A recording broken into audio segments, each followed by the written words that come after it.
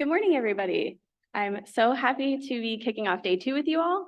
I had a great day yesterday. It was so fun to meet all of you and chat. I'm looking forward to meeting even more of you today. This morning, we're having a great set of plenaries to welcome you all to Region 5 and the Upper Midwest. These are some very special people that I've been so excited to invite to come and welcome you all today.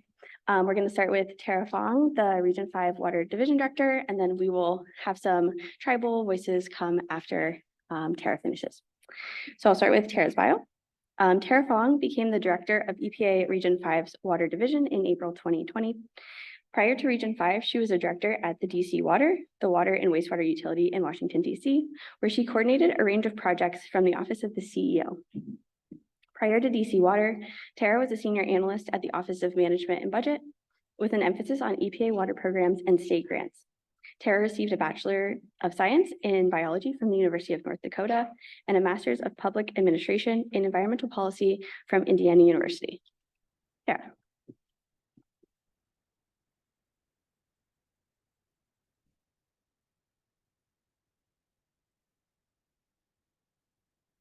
Good morning, everybody. Welcome to Region 5. Welcome to the best region at EPA. Really happy to be with you this morning to have a chance to speak at the National Nonpoint Source Pollution Workshop and give a bit of a picture of what nonpoint source pollution looks like here in our region. So for a bit of an overview of what I would like to work through today, give a bit of the picture, as I said, of nonpoint source issues in our region, including some of the challenges that we're facing today, and then look to the future a little bit for climate change and see what those challenges may look like in the future as well.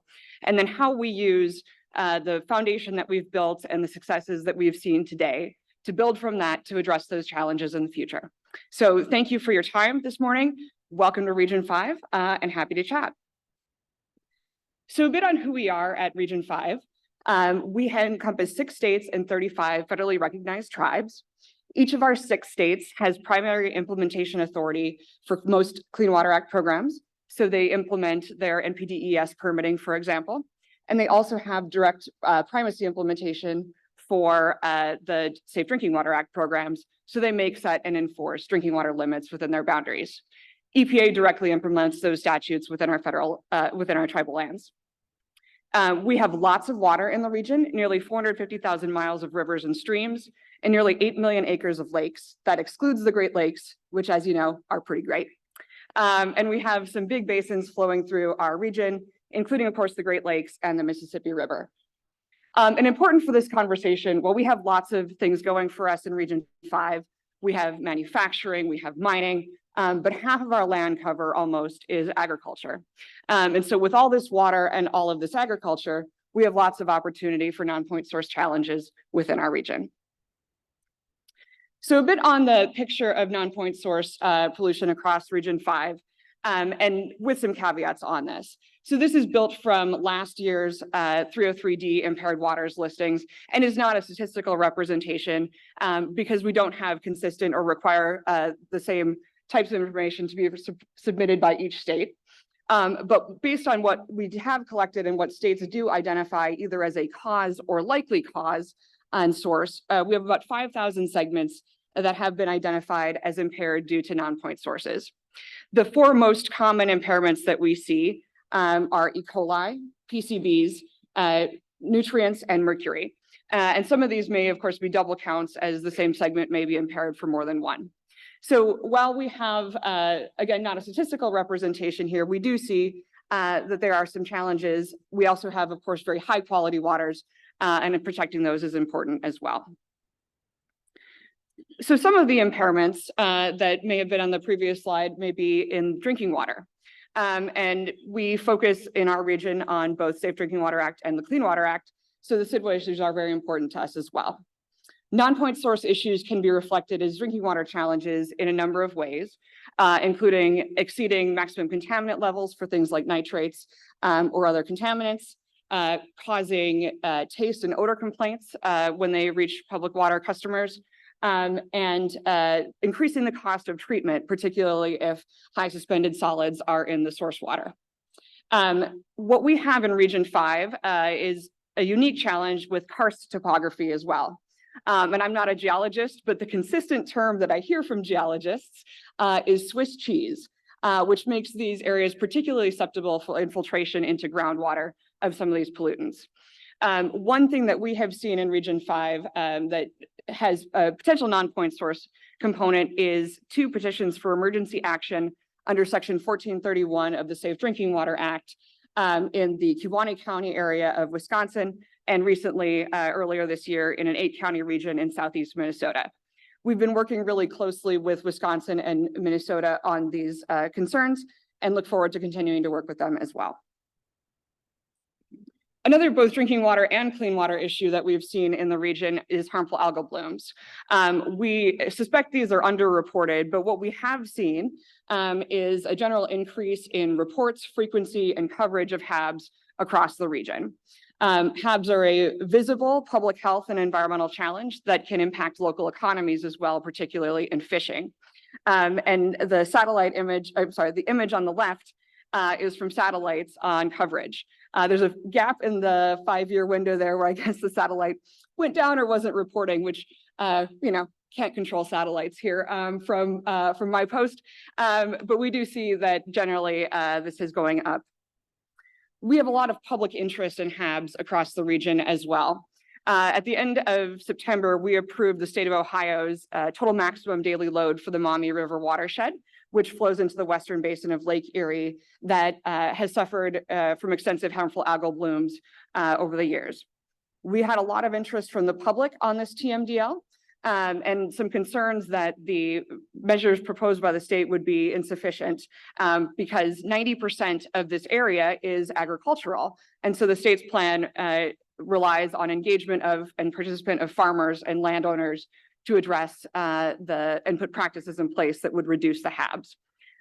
We approved Ohio's plan and look forward to continuing to work with them as they do put those practices in place and achieve the load reductions necessary to reduce the harmful algal blooms in the western basin of Lake Erie.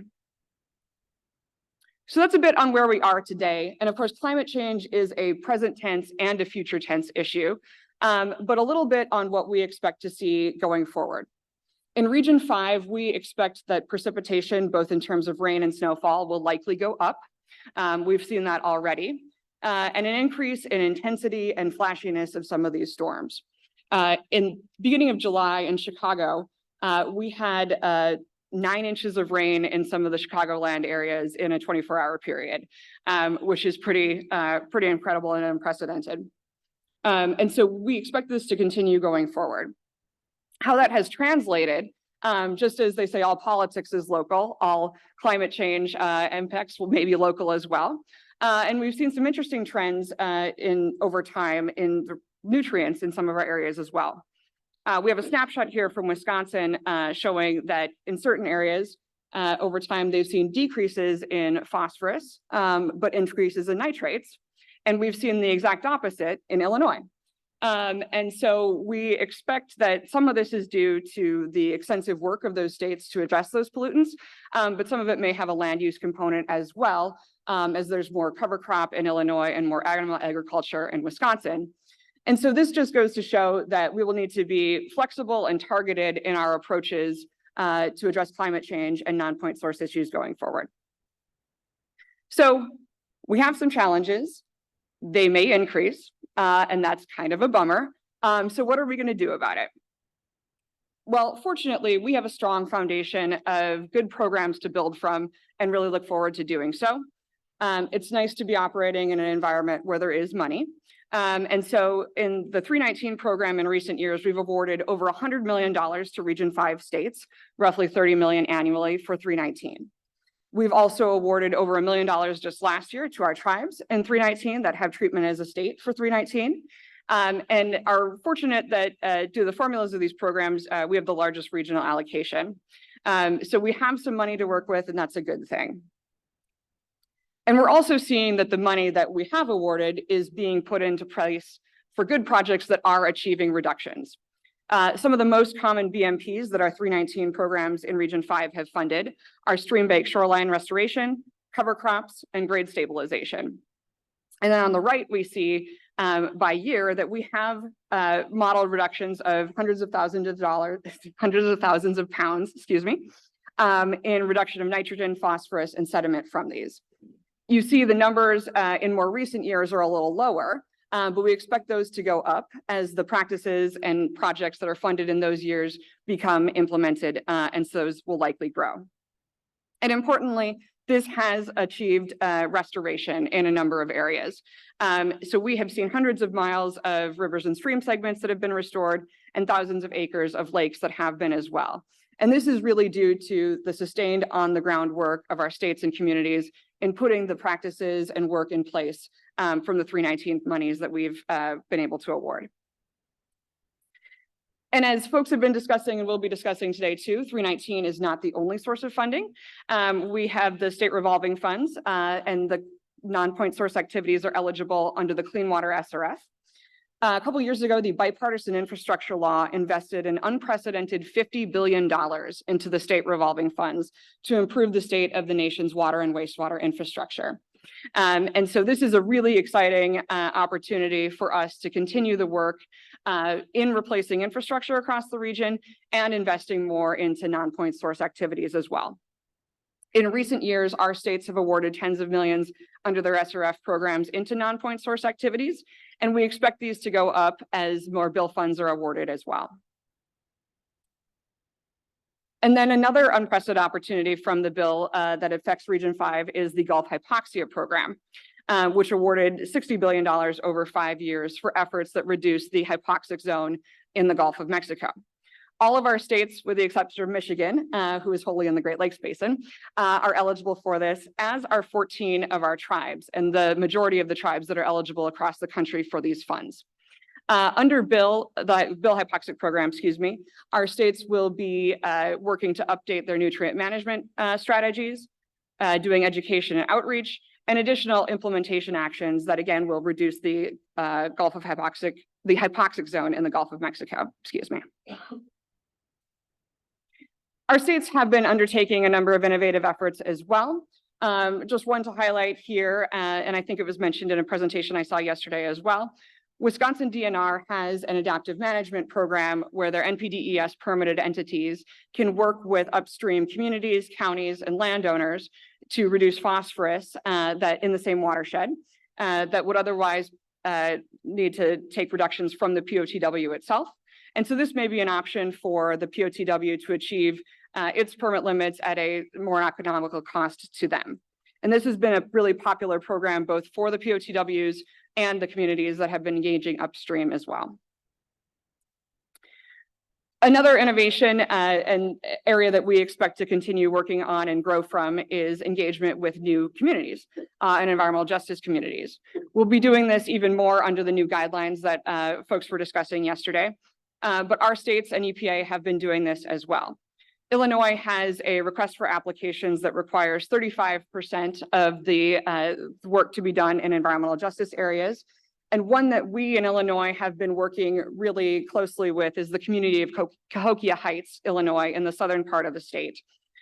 This community has long suffered from infrastructure issues, flooding, and other challenges due to infiltration and inflow into those systems. And so with money provided for a watershed plan, the community will have an opportunity to engage on some of the solutions for its challenges going forward. And not a new community for us to engage with, but with enhanced opportunities for us to engage with our tribal programs. As mentioned, we have 21 tribes in Region 5 that have treatment as a state for the 319 program. So they receive funding for that and are also then eligible for competitive funds that are national. And we've had some successful competitions in our region as well. As mentioned, we also have 14 tribes that are eligible for funding under the hypoxia program. And so we really look forward to continuing to work with them and build from the successful practices that they've put in place with some of these funds as well. So in summary, the non-point source issues in Region 5 and nationally are not one size fits all. They're not going to happen overnight. They're not something that one person, state, or program can solve on its own. It's really an all hands on deck, all programs on deck type opportunity for us today. And so we look forward to working with you all as you engage on this directly to really put in place the work that needs to be done to address non-point source today and into the future. So thank you very much.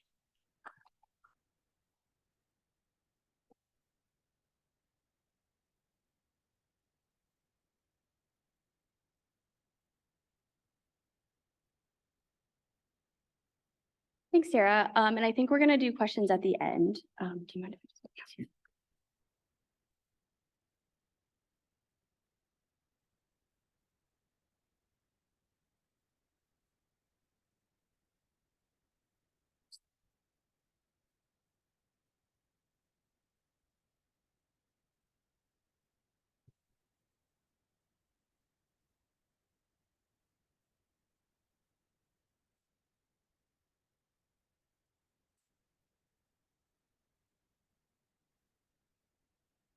Sorry, a couple of technical issues. All right.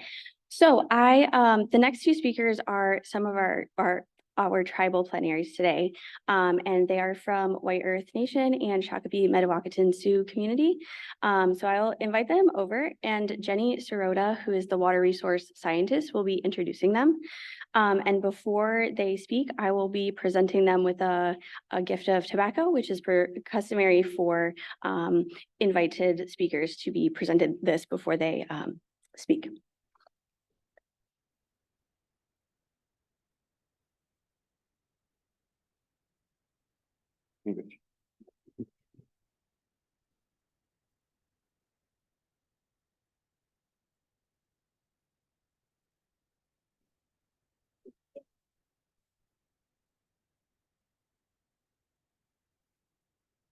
Thank you, Margot, for introducing me and for this opportunity to introduce our tribal plenary speakers for today.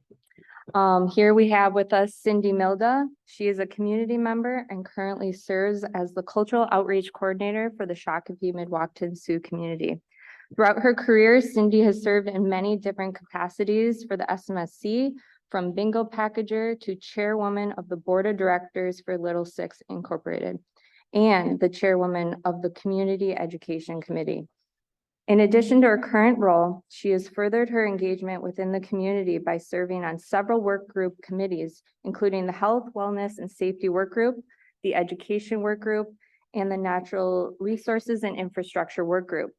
And most recently, she serves as the leader of the Sharing Resources and Pate or Bison Work Group.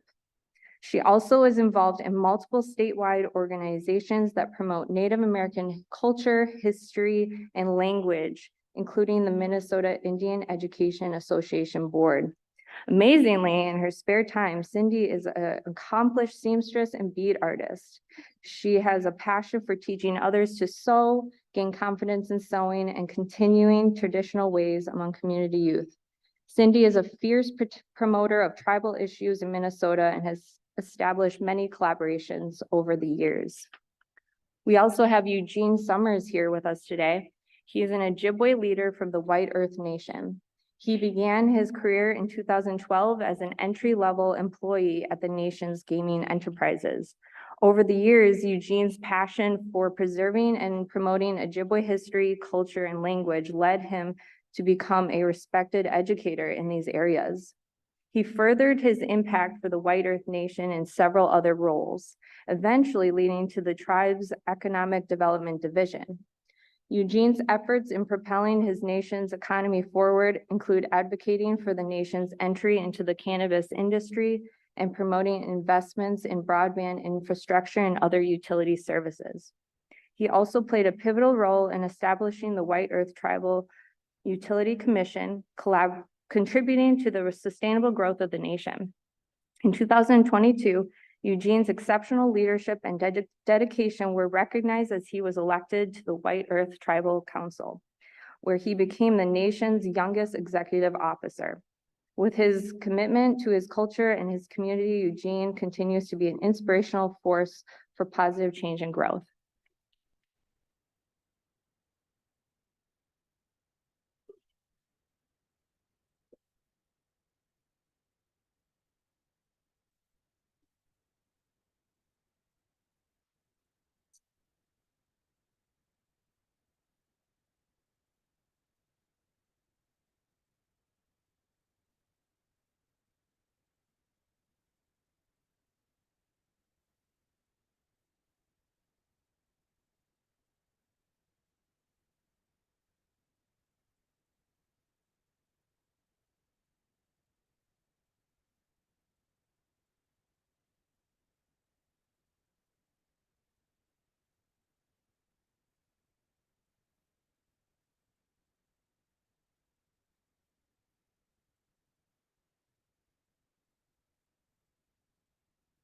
Okay. Oh, there it goes. All right. Ha matakiapi. Shante wa state na pichizi PA. Dakota ia pijutu yu ha maniwi imakiapi. Washitu ia sinimilda imachiapi. Shakpe mede wakantuan su community hematahan. Amos and Rose Crooks, Tioshpa Ikshewia.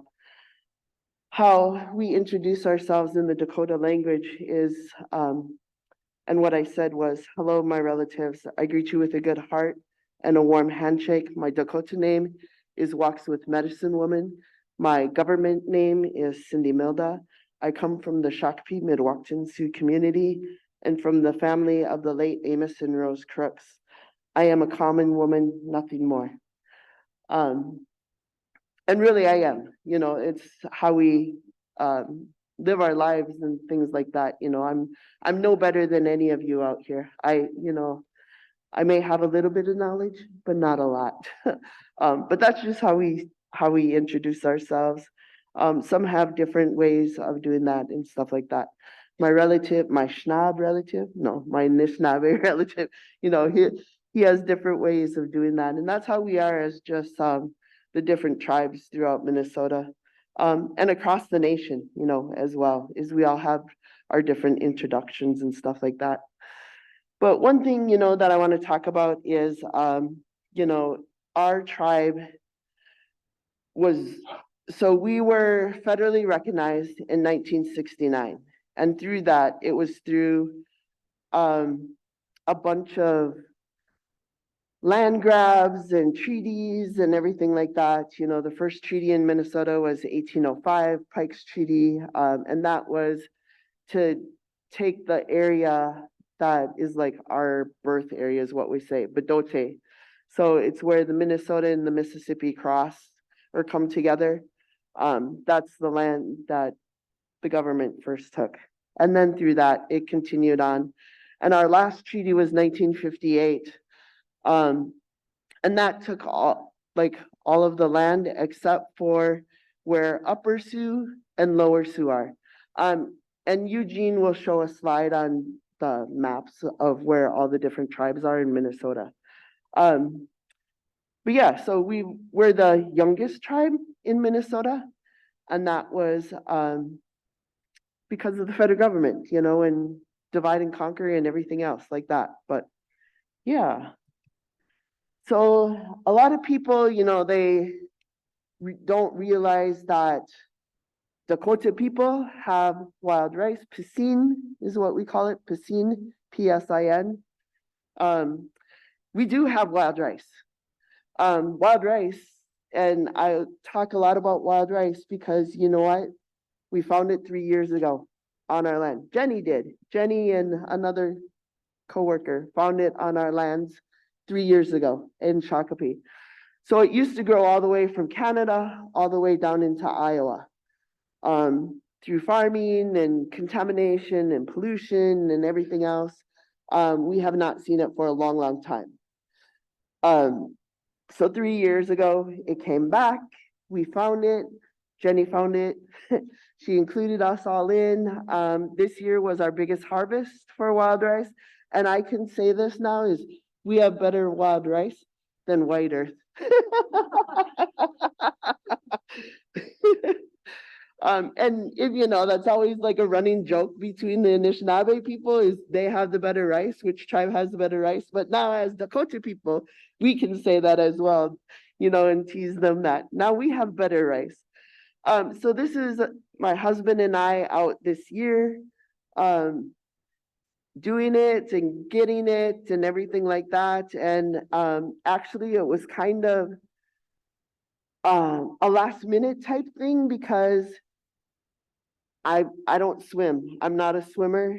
I hate the water. I can't say I hate the water because I love the water and what it gives me, but I'm not a swimmer. So I hate the water in that context.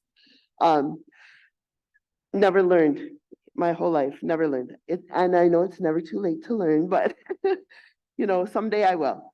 But yeah, that's my husband and I out wild ricing. And that it was like, we better go out and get wild rice. Otherwise, Unchi Maka, Grandmother Earth, she's going to take it back and take it away from us. And so none of the younger kids got it. I'm 57 years old, I'm not I'm not a spring chicken. And I share that because, I've seen a lot of things happen in my lifetime that shouldn't be happening to us as Native American people. And still see those injustices and things like that. But yeah, so that's our most critical point is wild rice. It's one of our first there's a bunch of different first medicines, but this is one of our first medicines, and it came back to the Dakota people on Prairie Island, which is south of us. They just found it this year and harvested some this year. And so it's very important that this plant continues to grow and that we continue to protect it as Indigenous people. Because if we don't, that's going to go away for us. And then, then we'll be back to depending on the government for surpluses and different things like that. So that's just one little thing. So this is now a slide on, so this is Hochokatati. Hochokatati is our cultural center and it means the center of the camp. And this was a man-made stream or waterway because, there was a little stream there, but we had to make it much bigger. That was recreated through some of the funds that we received from the 319 funding. And that's something that we take care of every single day. And we see plenty of different animals on this as well.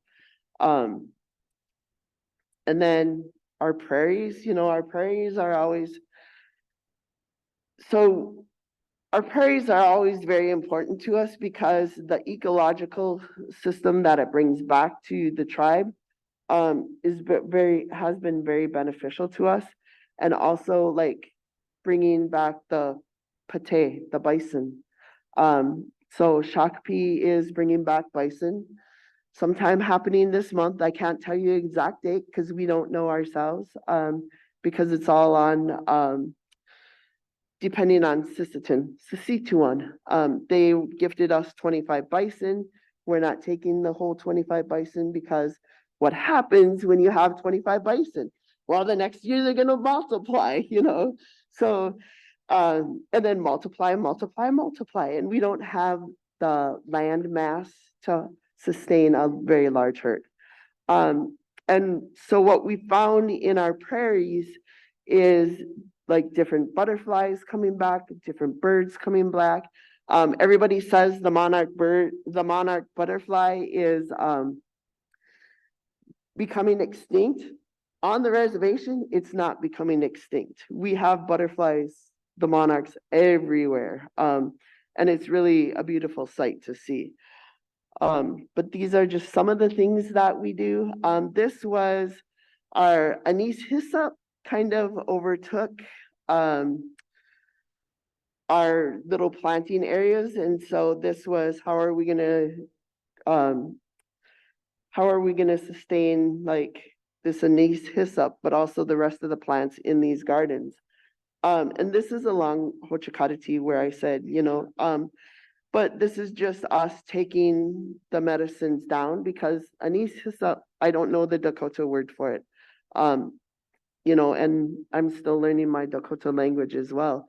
But this, we didn't want it to overtake everything, the whole prairie. And so we took some down and we used it, but this is also used as a tea. You can use it as a tea and medicines and different things like that. And then Arctic Lake, this is the restoration project. This, we stabilize steep slopes, prairie restoration, buffers, and carp removal. And you want to talk about carp. We know about carp, but also carp is a very good fertilizer. So we use whatever we get out of this waterway. We use the carp in our wajupi, which is our tribal garden. And that we use as fertilizer. They bring it in, don't go to our farm on a day that they get all this carp in and that they're grinding it up, because it really, really stinks. But this is just something that we always get, and we're always taking care of. And this, an Arctic lake, so the reservation doesn't cover all of the lake. And so part of that is also public lake. And so we work a lot with the people on the lakes, in our area, work with them a lot. And, both Eugene and I will say this, when it comes to tribal consultation, please reach out to the tribes. I'm going to tell you, we're not creatures, we're not aliens, we're not mean. Sometimes our voices come across in a very direct manner, in a really passionate manner, and that's because we care. Because if it wasn't for one of my grandfathers escaping the War of 1862, the Dakota conflict, whatever we want to call it, because there's many names for it. If it wasn't for that one relative escaping Fort Snelling at that time, I would not be here, along with many others would not be here today. And it's just that simple. All it takes is one person to be eliminated from our families. And so tribal consultations are always very important, and always to have that open discussion with us, because we know how to take care of the land. We've been doing it for thousands and thousands of years. Our ancestors have been doing it for thousands and thousands of years. And so it's really important that you talk to the tribes that you are next to or close to. I'll tell you one story was last night. I went to the city of Savage, which is a neighboring city to Shakopee. And last night was the first time that they did a land acknowledgement. But in those land acknowledgements, also what you have to do is what we were told by our ancestors, actions speak louder than words. And so don't give us a lot of words and stuff like that, because to me personally, and this is what my ancestors, my grandmother and grandfather told me, words matter. For one, they do.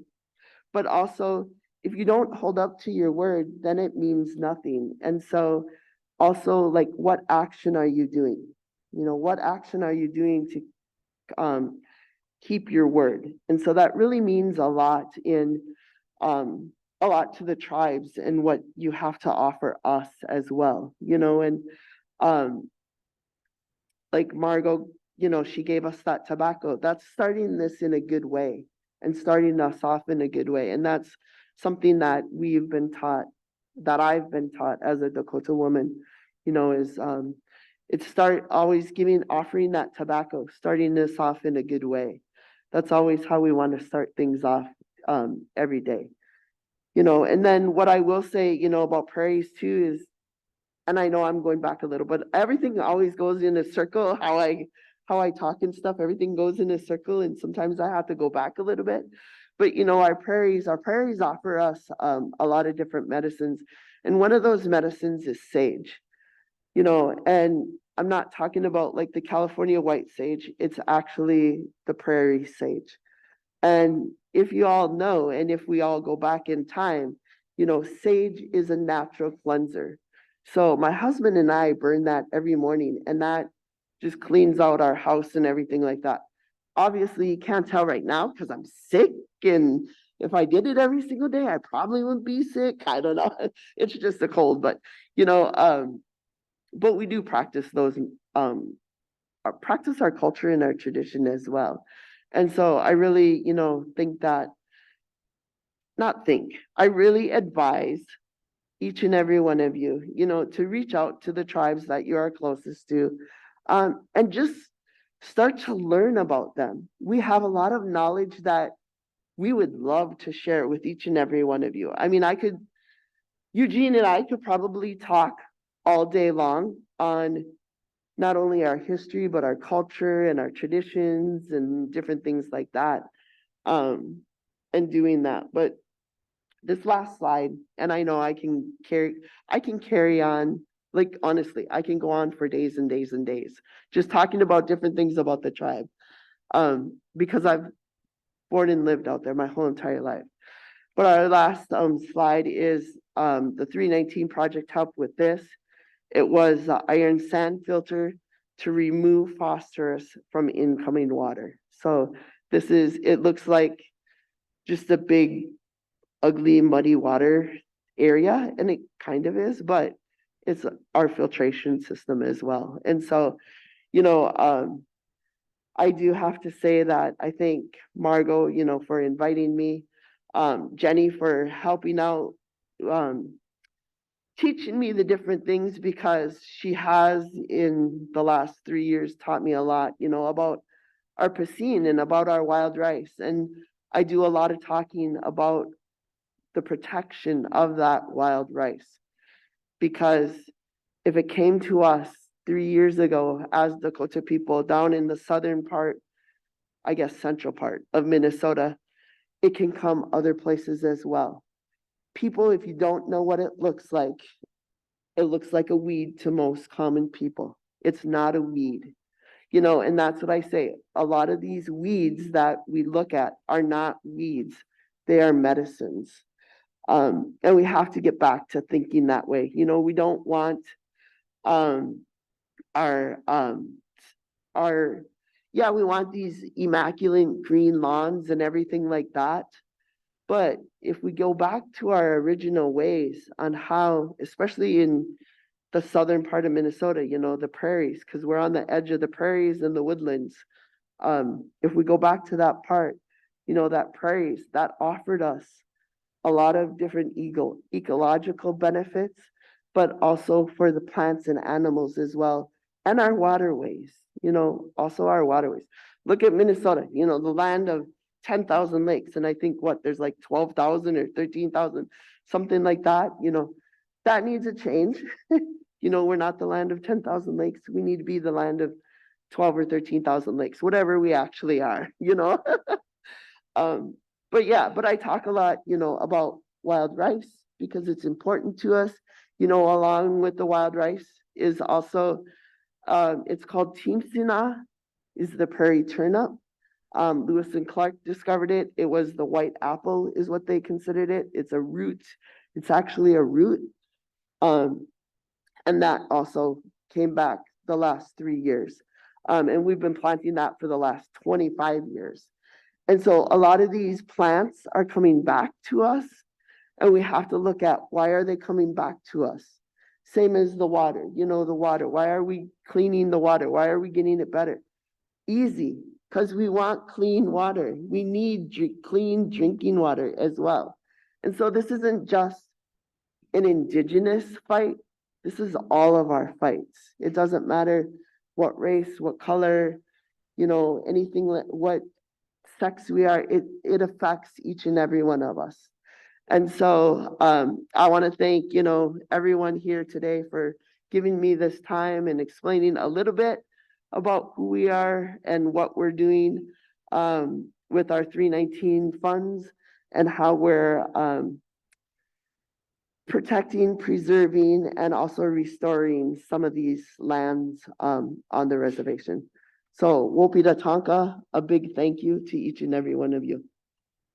Yeah, thank you.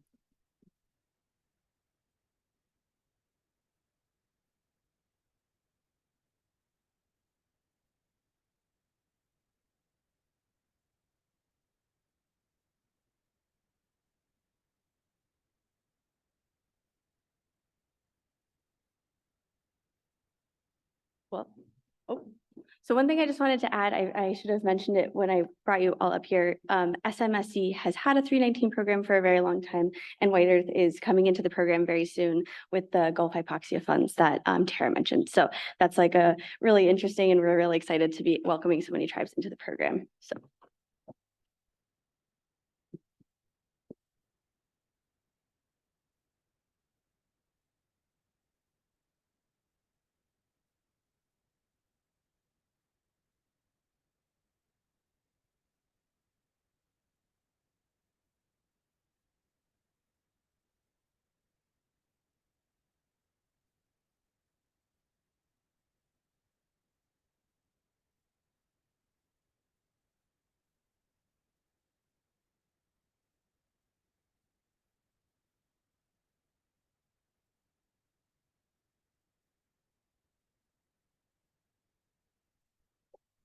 Bonjour, everyone.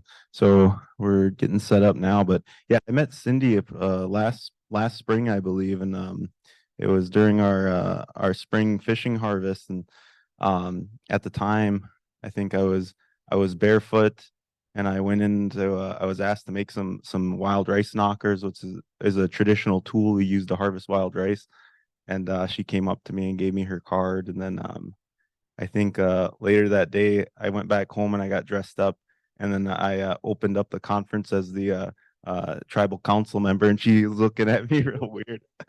But yeah, she invited me out to Shakopee to come help with the wild rice harvest. But I told her that she asked, she was like, when would be a good time to get ready for wild ricing? And I said, well, it's always the time to get ready for wild ricing. And I think we were trying to coordinate and we were going back and forth through emails, and it didn't happen this year, but hopefully next season we'll be able to come visit our relatives over there and help them raise.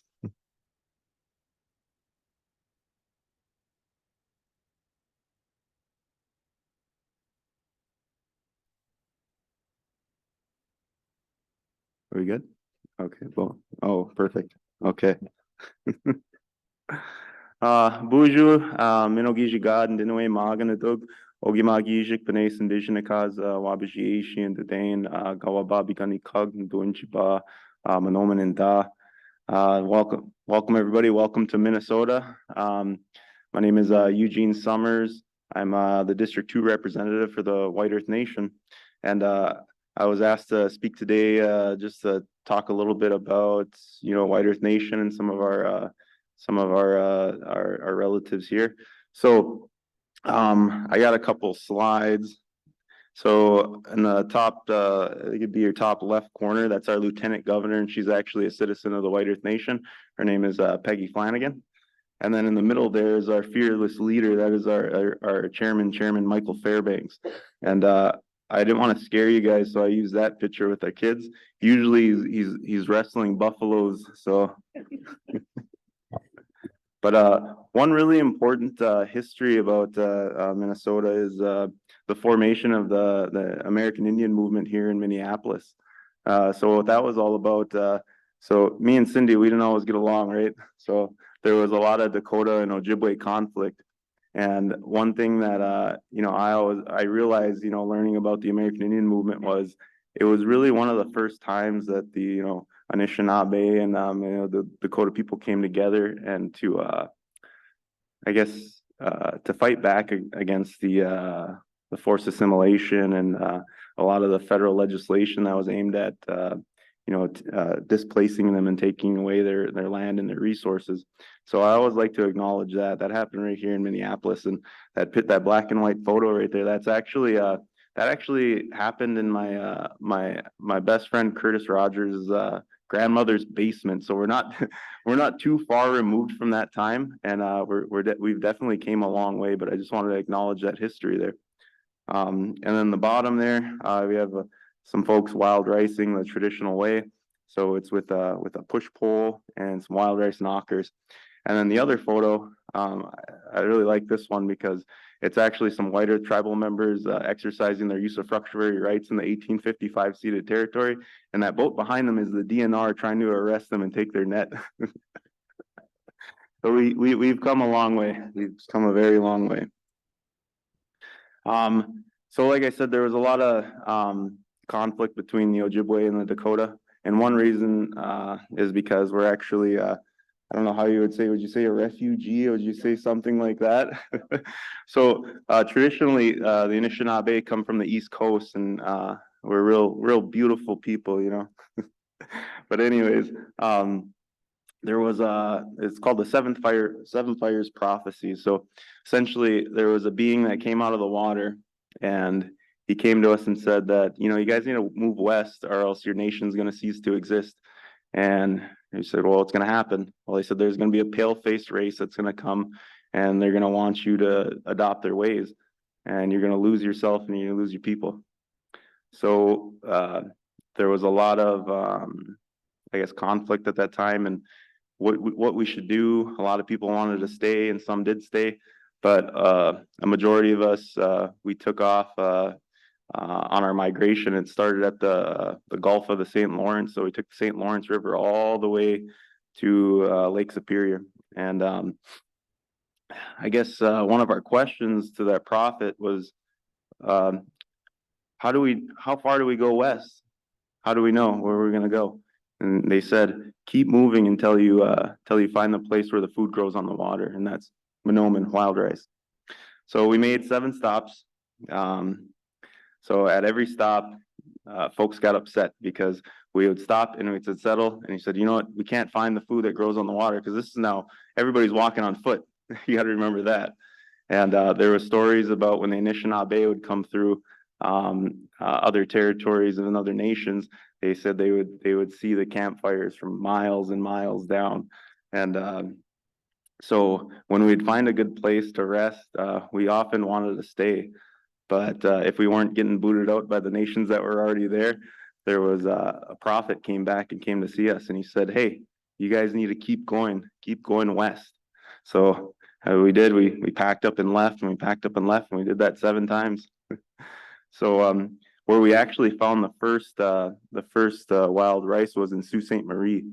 And at that time, we're like, yes, we celebrated, and we said, this is it. We made it, and there wasn't enough rice there. So that prophet came back to us in the Migas shell. So it was a shell, and it came up and it said, you guys need to keep moving west. You're almost there. So at that time, a lot of folks were upset, but we had to keep going. And like we said, we kept leaving people behind. And some of those people are known as the Potawatomi. So they were actually a band of the Anishinaabe that kind of broke off during our migration. So when we finally got to Lake Superior, we went to this island called NEIWPCC, and there was wild rice there, and it was plentiful. We were happy, but we noticed when we would go across the Great Lakes, we'd break up into 2 bands, and we'd meet on the other side. So when we were waiting on that island for the rest of our relatives to come, they came, and this is generations and generations. So quite a bit of people start coming, and we soon realized that there wasn't enough wild rice to sustain us. So the 2 bands, they said, okay, we're gonna keep going west, and then the other band's gonna go up north, up into Canada, and another band's gonna go down south towards Wisconsin. So that's where you see all those Anishinaabe folks. We're kind of spread out right there. So what happened to I guess you could say the White Earth Nation was actually the chosen people, I suppose, because we came across this place called Lower Rice Lake, and it's the biggest wild rice bed in the world. And we stopped there and we settled. Other folks said, well, if we this can't be it. It was like so they kept going west, and that's where you see like the little shell band of Chippewa Indians, or what do you call them, Turtle Mountain Band of Ojibwe. And you can find those folks all the way towards Montana. But anyways, so I'm going to get back to the White Earth Nation here. All right, so these are ceded territories. So pretty much these are the lands that we ceded. So settlers can come and move into Minnesota. And, these land cession treaties, without them, Minnesota would not be possible. And the one that the first land cession treaty was 1837, the first Ojibwe land cession treaty, I might say. And that treaty opened up the door for European settlement. There are a total of 7 land cessions. And one thing about these land cessions is that so the Anishinaabe and we're generational thinkers. So we're always thinking about 7 generations ahead and 7 generations behind. And in these land cession treaties, we made sure that we retained some rights to the land. Usufructuary rights, just a fancy word for, hunting and gathering rights. So those rights weren't always recognized. They're spelt out pretty good in the 1837 and the 1854, but everything after that, it was just assumed that those rights were retained by the tribes. Okay, I lost my notes over here, so I'm just gonna.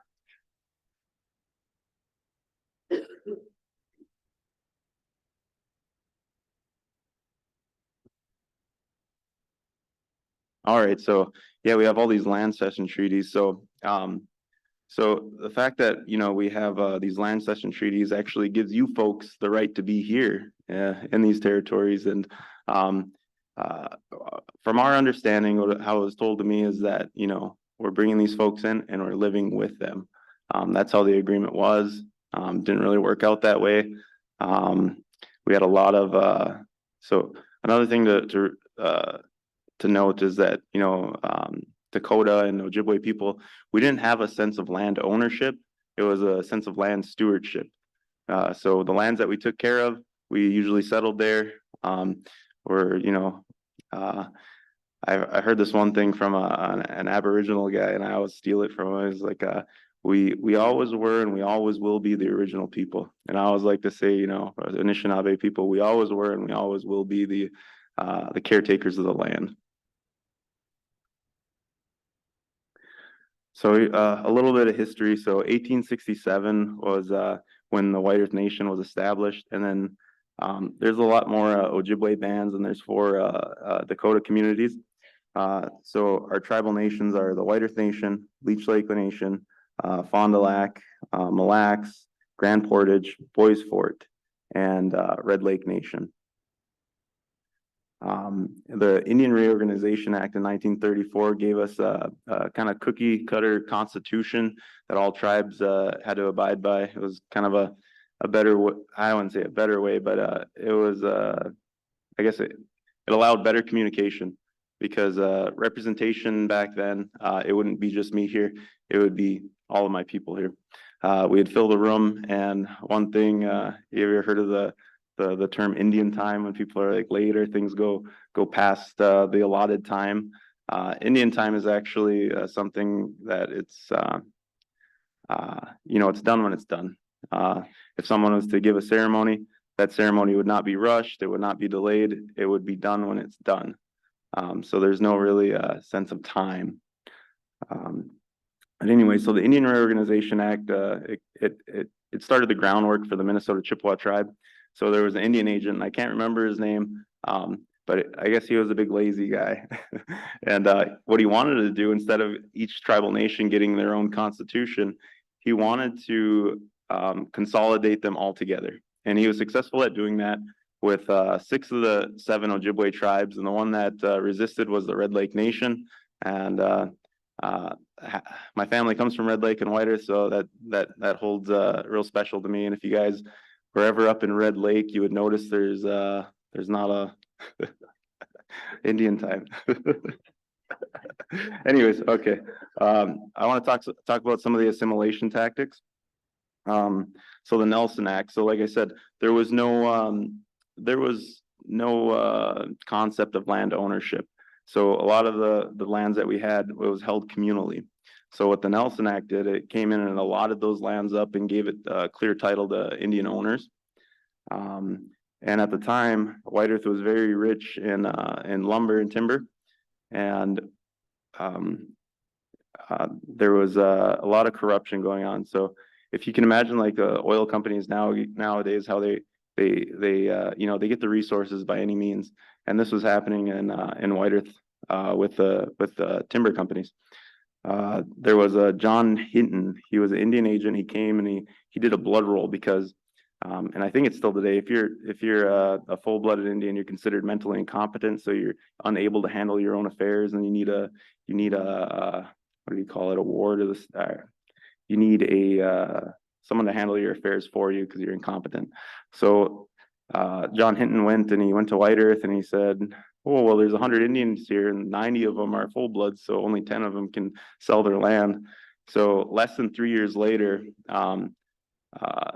they sent another man by the name of Ransom J. Powell, and he went there and he said, you know, these numbers can't be correct. I'm gonna see how many full bloods and mixed bloods are actually here. He went there and he did some really weird tests on our people. He would like scratch their chests and wait to see how much blood came out. He would measure the size of our heads, stuff like that.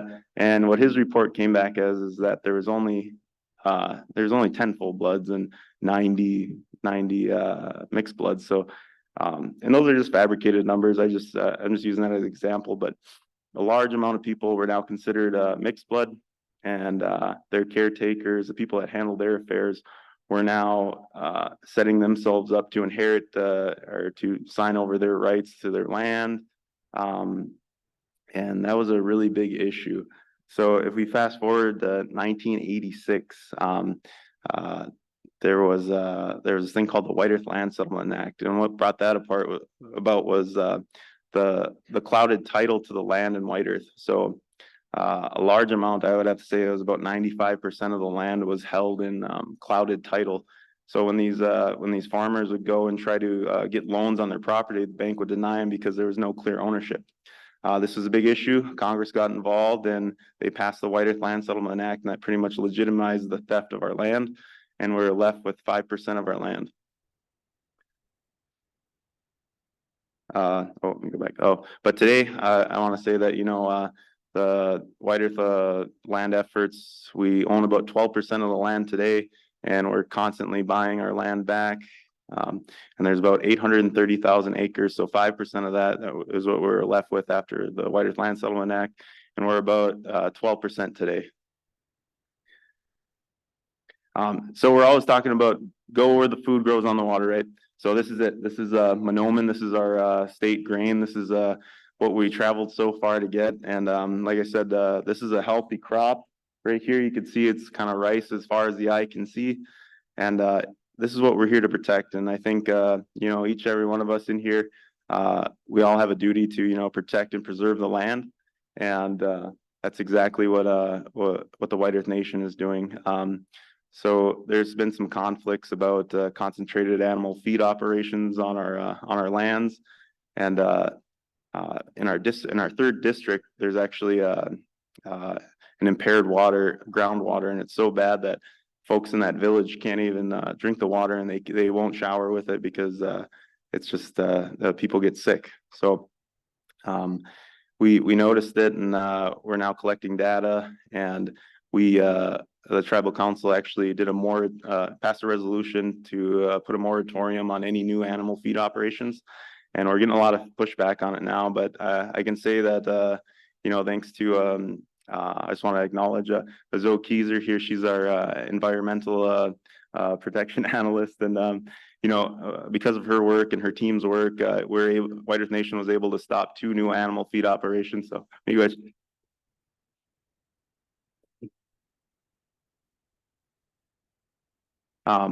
But let's get back to wild rice.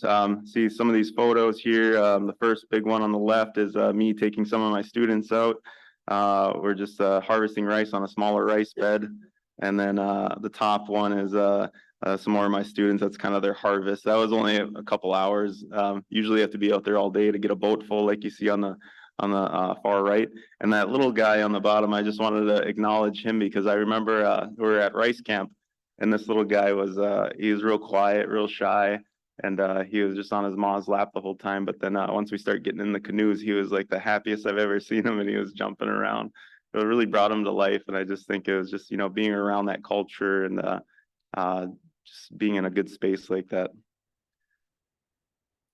So Minnow Bima Dizuin, so that means living a good life, and that's kind of what our people, like in that 7th fire prophecy, was like. You need to find Minnow Bima Dizuin, a good life, and that's what all of our teachings are surrounded around. As long as we follow these teachings, we'll always have Minnow Bima Dizuin. So on the left is I think this is from this year. We're over in some of the ceded territories in 1855, and one of our guys actually fell into the water, so we had to go save him. So, and then on the right, this is actually a very traditional photo of a lot of White Earth band members. So in Lower Rice Lake, only ricing in there is only reserved for White Earth band members. So everybody out there goes out there every year, and you average about 100 pounds an hour, and that's a lot of wild rice.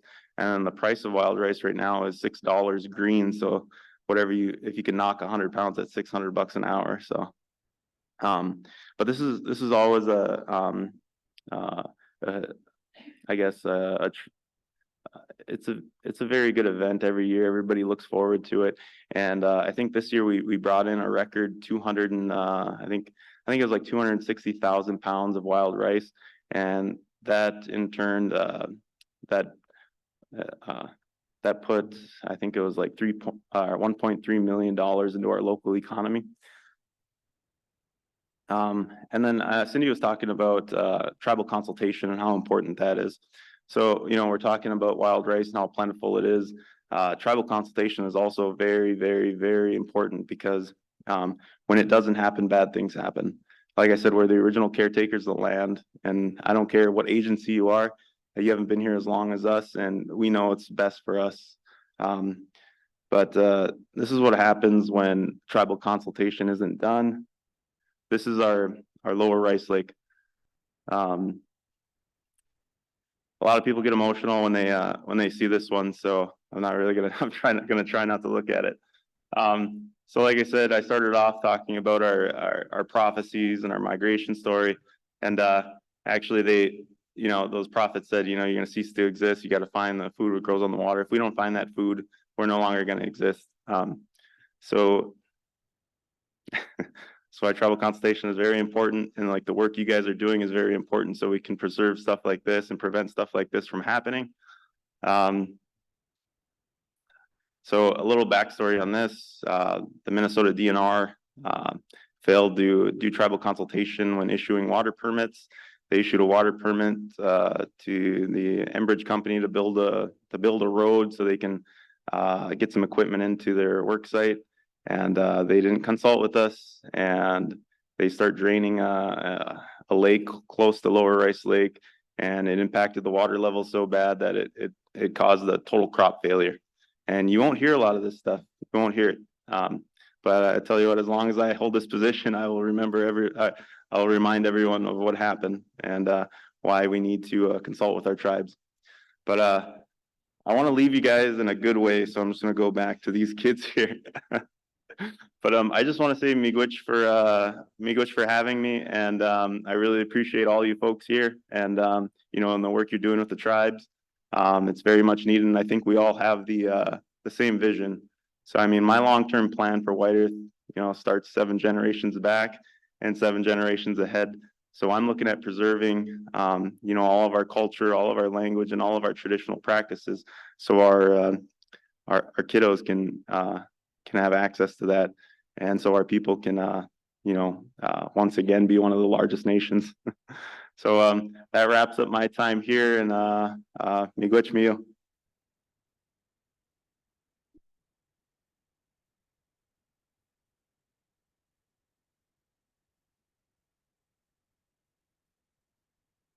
Thank you, three, so much for your words and for sharing all of your stories and history, and Tara for being here with us today. We are just probably gonna have to skip over the break. So I think we'll do questions potentially just one-on-one. So feel free to approach any of these folks, say hello, ask them your questions. And I think we'll just take a quick minute to transition to the next session, which is Nancy Schultz and Jeanette Marsh. I haven't seen them today because I've been sitting up front, but if you're out there, please come up. We'll get arranged with the presentations. So help me thank the speakers once again for joining us today.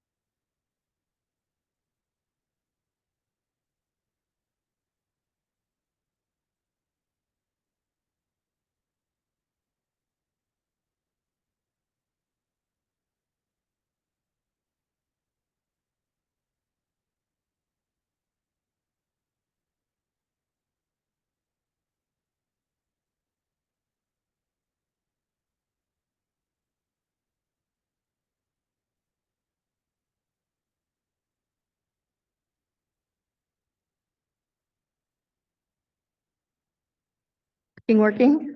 Ooh. Working. Is that fine? Okay, we are running a bit behind. So I've been encouraged to get moving. This is Non-Point Source 101 for states, and we recognize not all states have tribes. And for those tribal folks, there's actually a separate tribal session in the other room if you want to join that. But we're happy to have you all together this morning to sort of talk about state, EPA, and tribal relationships. So we're just trying to create a little context here in how things sort of work together. I want to note the medicine wheel on the picture. This wasn't cultural appropriation, but when I see it, when I do tribal work, it reminds me how things always come together, right? People, culture, projects. Eventually we have crosswalks in the work we do. So I'm Jeanette Marsh. I'm the EPA Region 5 Chicago Tribal 319 Coordinator. And I'm covering this. You may have seen Ann Delfonso's original ID as the person for here. So I'm substituting for her this morning. Okay, where are the tribes? For states who don't know exactly where they are, here's where they exist. And you can clearly see there are some states with no tribes. That doesn't mean there aren't tribal people living there.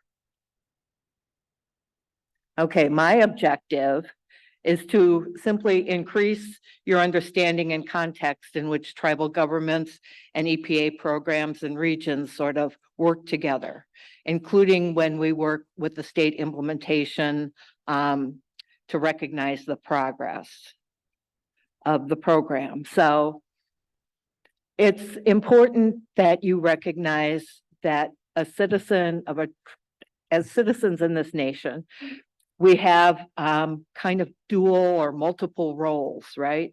So tribes can be citizens that have federal and state relationships, and federal employees will also have these kinds of relationships. So what I've heard yesterday and some this morning, that really people are the point of first impact in working together. So the value of state programs working with tribal non-point source programs.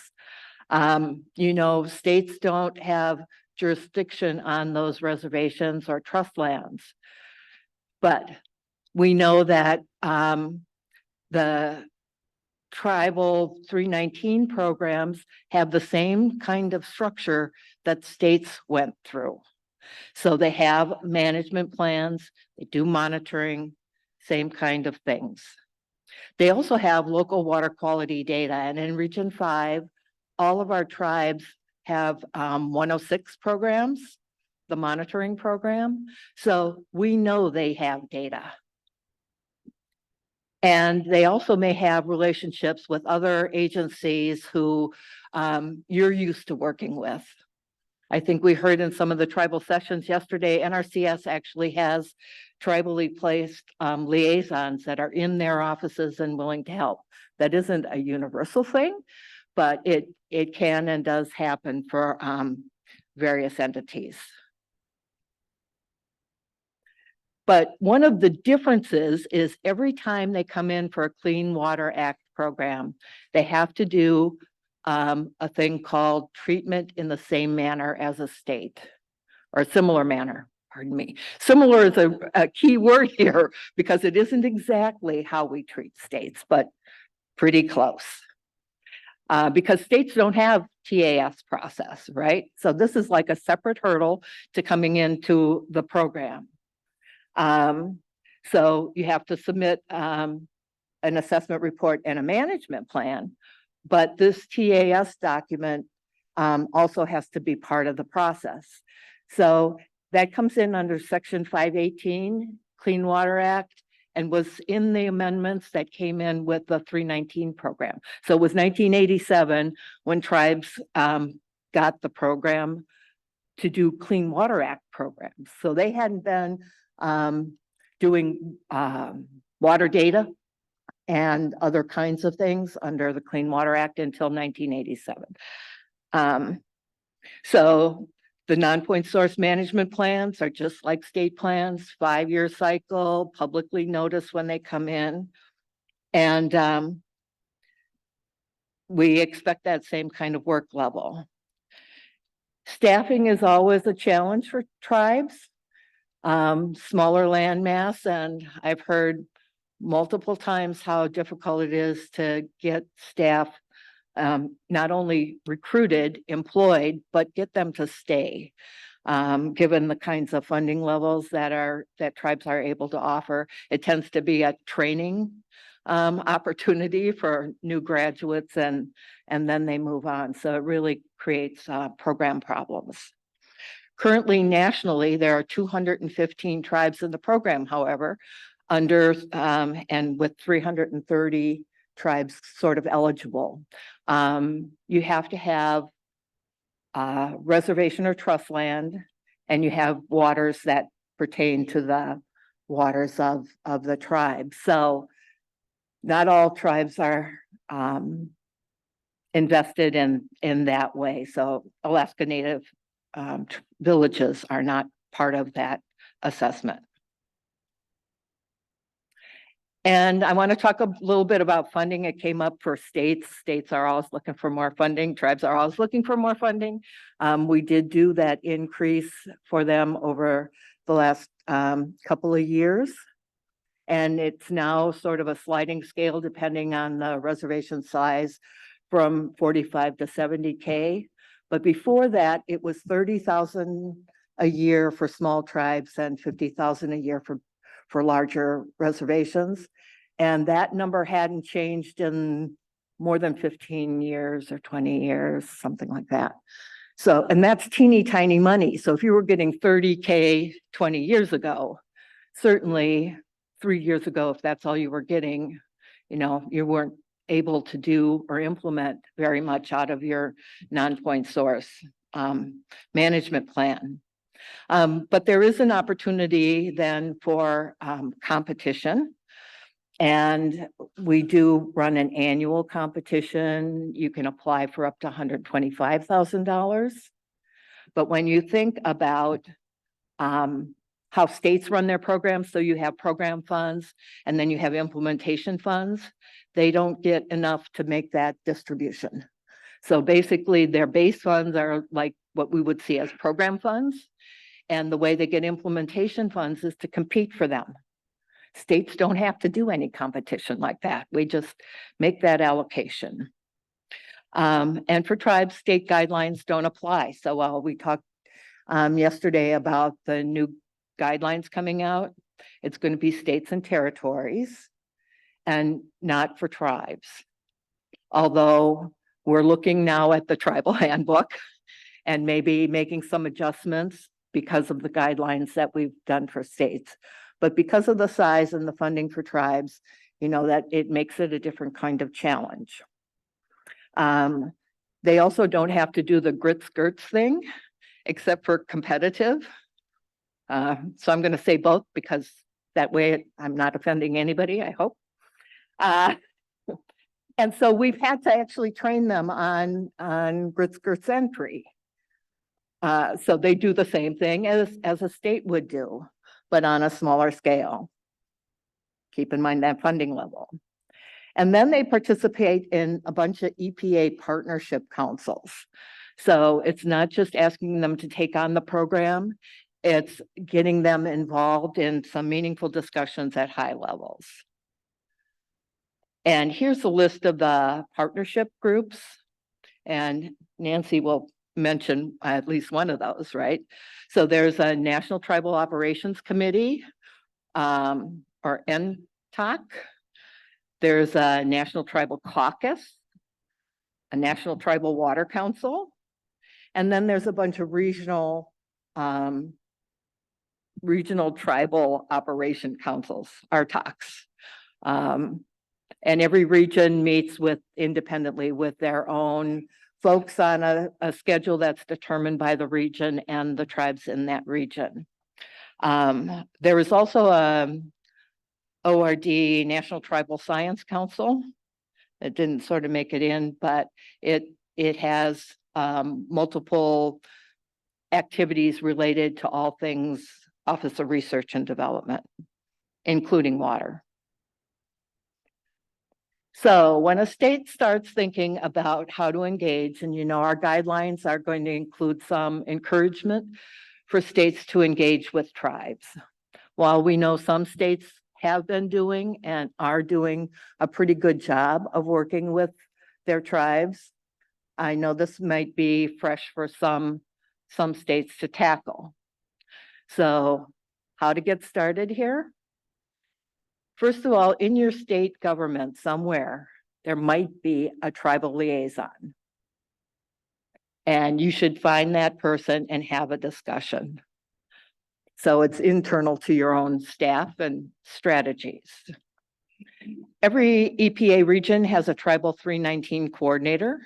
They might not be a fully dedicated FTE or full-time staff, but there is somebody with that title, and there's a list of coordinators on our website. And the softball, of course, is looking at tribal websites just to get a feel for where they are, who they are, what they're even putting up on their webpage can indicate something about culture. And we also have a list of the tribes that are already in the program. And then if you're still like juicing things over, call the regional office, set up a conversation. We're happy to help. So it isn't like if you're a 319 tribal coordinator, you only talk to tribes. We'll talk to states too. And some of the coordinators actually have state responsibilities as well. So this is a graphic I stole out of the 106 handbook, which was recently, or 106 guidelines was recently updated, which shows sort of a suite of relationships across water programs for tribes.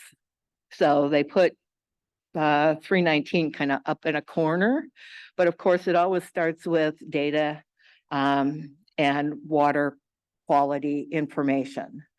And while some tribes have water quality standards, tribally led water quality standards, some have tribal water quality goals. So every tribe sort of defines where they're working on the water quality side. And then it goes to like the implementation. So 319 is part of that implementation. Once you know what you got and where you want to go, then what do you do to find it?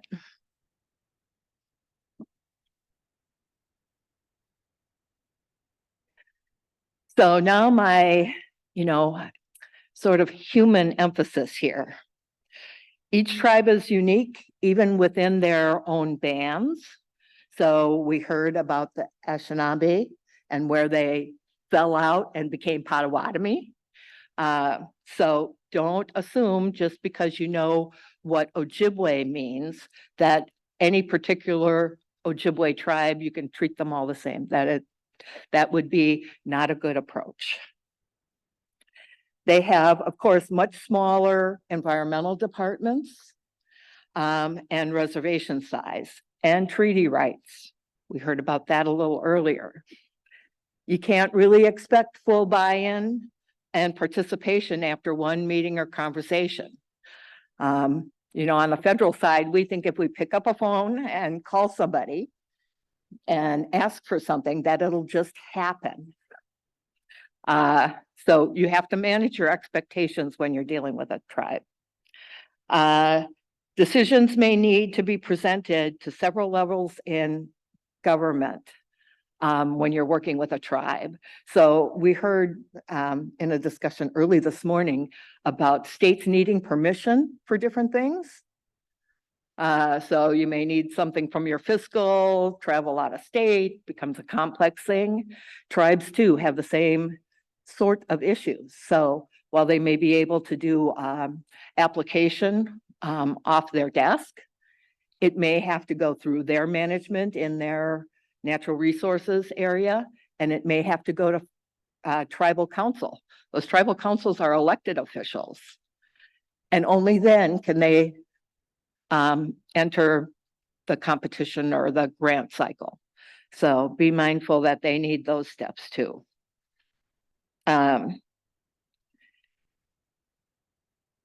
Okay, recommendations from these groups within a tribe will guide their final response to our agencies. So I'm asking that states be thoughtful in their approach to tribes. There are unique aspects of the developing tribal relationships. And even your own personality or your own placement within your own agency is going to have some effect on how the tribe may perceive you. All relationships, of course, this is a universal, right? Depend on trust and mutual respect. And you'll never know entirely what's going on behind the scenes. So being kind and generous and thoughtful is always really helpful, and give them the space to make those kinds of decisions for themselves and come back to you when they're ready. Okay, that's the end of my formal things. How are we doing? We're doing good? Okay. Now I'm going to turn it over to my Region 5 colleague from the tribal side at Fond du Lac, Nancy Schultz. She's had the Nonpoint Source program since 2004, right? So one of the original two that was when I came into my position in the region. So a long time program, really well run, multiple competitions. So I'm delighted to introduce my friend and colleague, Nancy Schultz.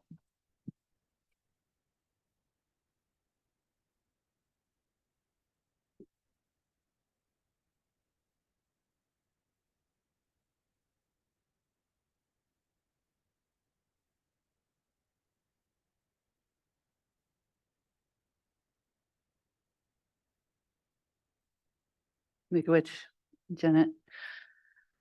Bonjour, Anin. Nancy Schultz, Indishnikaz. Nibi Ganawinjagewin, Nagachiwanang. For those of you Anishinaabe-Moan speakers, my apologies, but I just introduced myself as Nancy Schultz, Water Projects Coordinator for the Fond du Lac Band of Lake Superior, Chippewa. I've had the honor and pleasure of working for the band since 1997, when I was hired on to initiate the tribe's water quality program, beginning with our water quality standards. And I'm honored to be invited to come talk a little bit about what we have done to grow our water program, including how we've built our 319 program, but mainly to focus on how we only succeed when we can find good partners and collaborators and find ways to work together.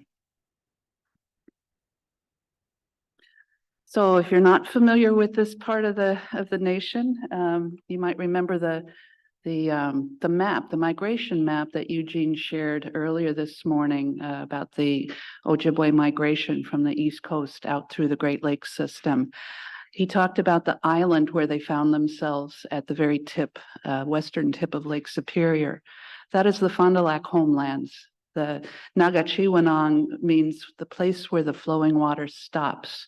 So the St. Louis River, which is the largest trib on the US side to Lake Superior, empties into the western arm of Lake Superior in this 12,000 acre freshwater estuary that used to support thousands of acres of monomant wild rice. So this is one of the places where they actually did find the food that grows on the water. And that island where the migration around the northern shore of Lake Superior and the southern shore of Lake Superior, the people came together again for the first time in many, many years and began to practice ceremonies and traditions and reinforce their Ojibwe identity, Spirit Island. But you can also see that we have a really water-rich environment. The reservation, which was actually those reserved lands, were defined in the Treaty of 1854. And they were reserved specifically because some of the Monoman waters that were found upon in that area, in that part of the reservation. So obviously that's a huge part of the water resources that we seek to protect and restore through our various program authorities. 44,000 acres, so nearly half of the reservation is wetlands. We have about 3,000 acres of open water lakes, including our wild rice beds, and about 90 miles of streams and rivers, including the St. Louis River, where we share jurisdiction with the states of Minnesota and Wisconsin. And as Jeanette mentioned, our non-point source program began in 2004, but that was only after we had been through about 6 or 7 years of building the rest of our water program through our delegated authorities, our TAS, treatment as a state, that had been determined for our 106 program, which enabled us to do our monitoring and assessment. And then through 303C, our water quality standards program, and 401 certification. All of those TAS determinations preceded our 319 program. That TAS process is essentially a legal determination.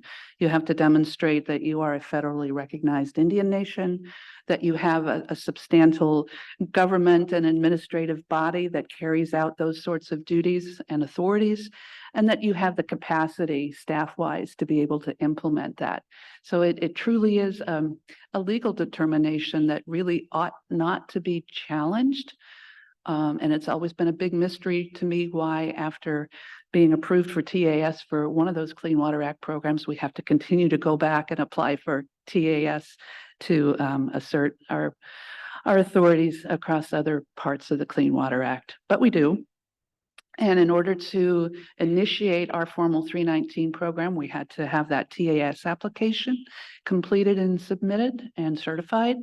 And we had already done our non-point source assessment, again, using data that was collected through our 106 monitoring program, and then a management plan, whereas we took that assessment information and we developed, our priorities, our issues, and talked about the sorts of actions we would try to take as we initiated implementation of our 319 program.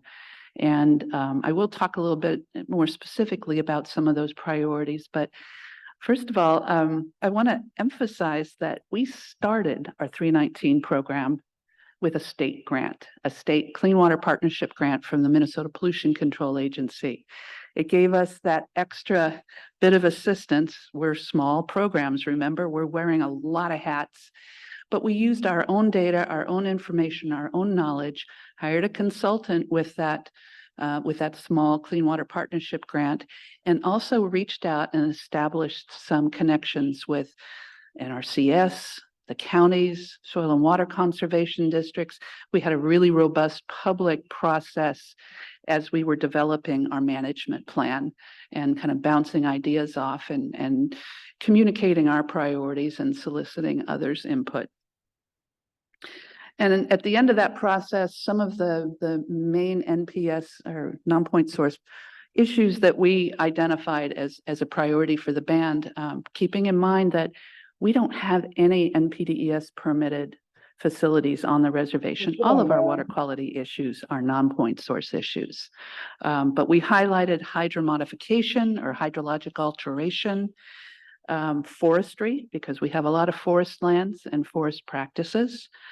And then kind of an urban roads, even though that's way less than 10% of our tribal lands, those kinds of impacts are always profound, and they can affect resources in a way that seems to be disproportionate to the area that they take up. So I'm not going to show you too many beautiful pictures of Monoman, but I am going to show you a picture of one of the major issues that we are facing, and one of those major hydrologic alterations that we face on the reservation. Back around the turn of the last century, I think Eugene alluded to some of the congressional actions that were taking place after reservations had been created, when lands were taken back, essentially. There was a push towards developing agriculture and incentivizing homesteading after the creation of these states. And one of the things that happened in the early 1900s was under federal judicial order, many miles of ditches were dug over the course of just a few years that were intended to drain those dam swamps so that we could do row crop agriculture and encourage a lot of homesteading, traditional homesteading. That did not take into account the kind of climate that we face, the fact that we don't have rich agricultural soils.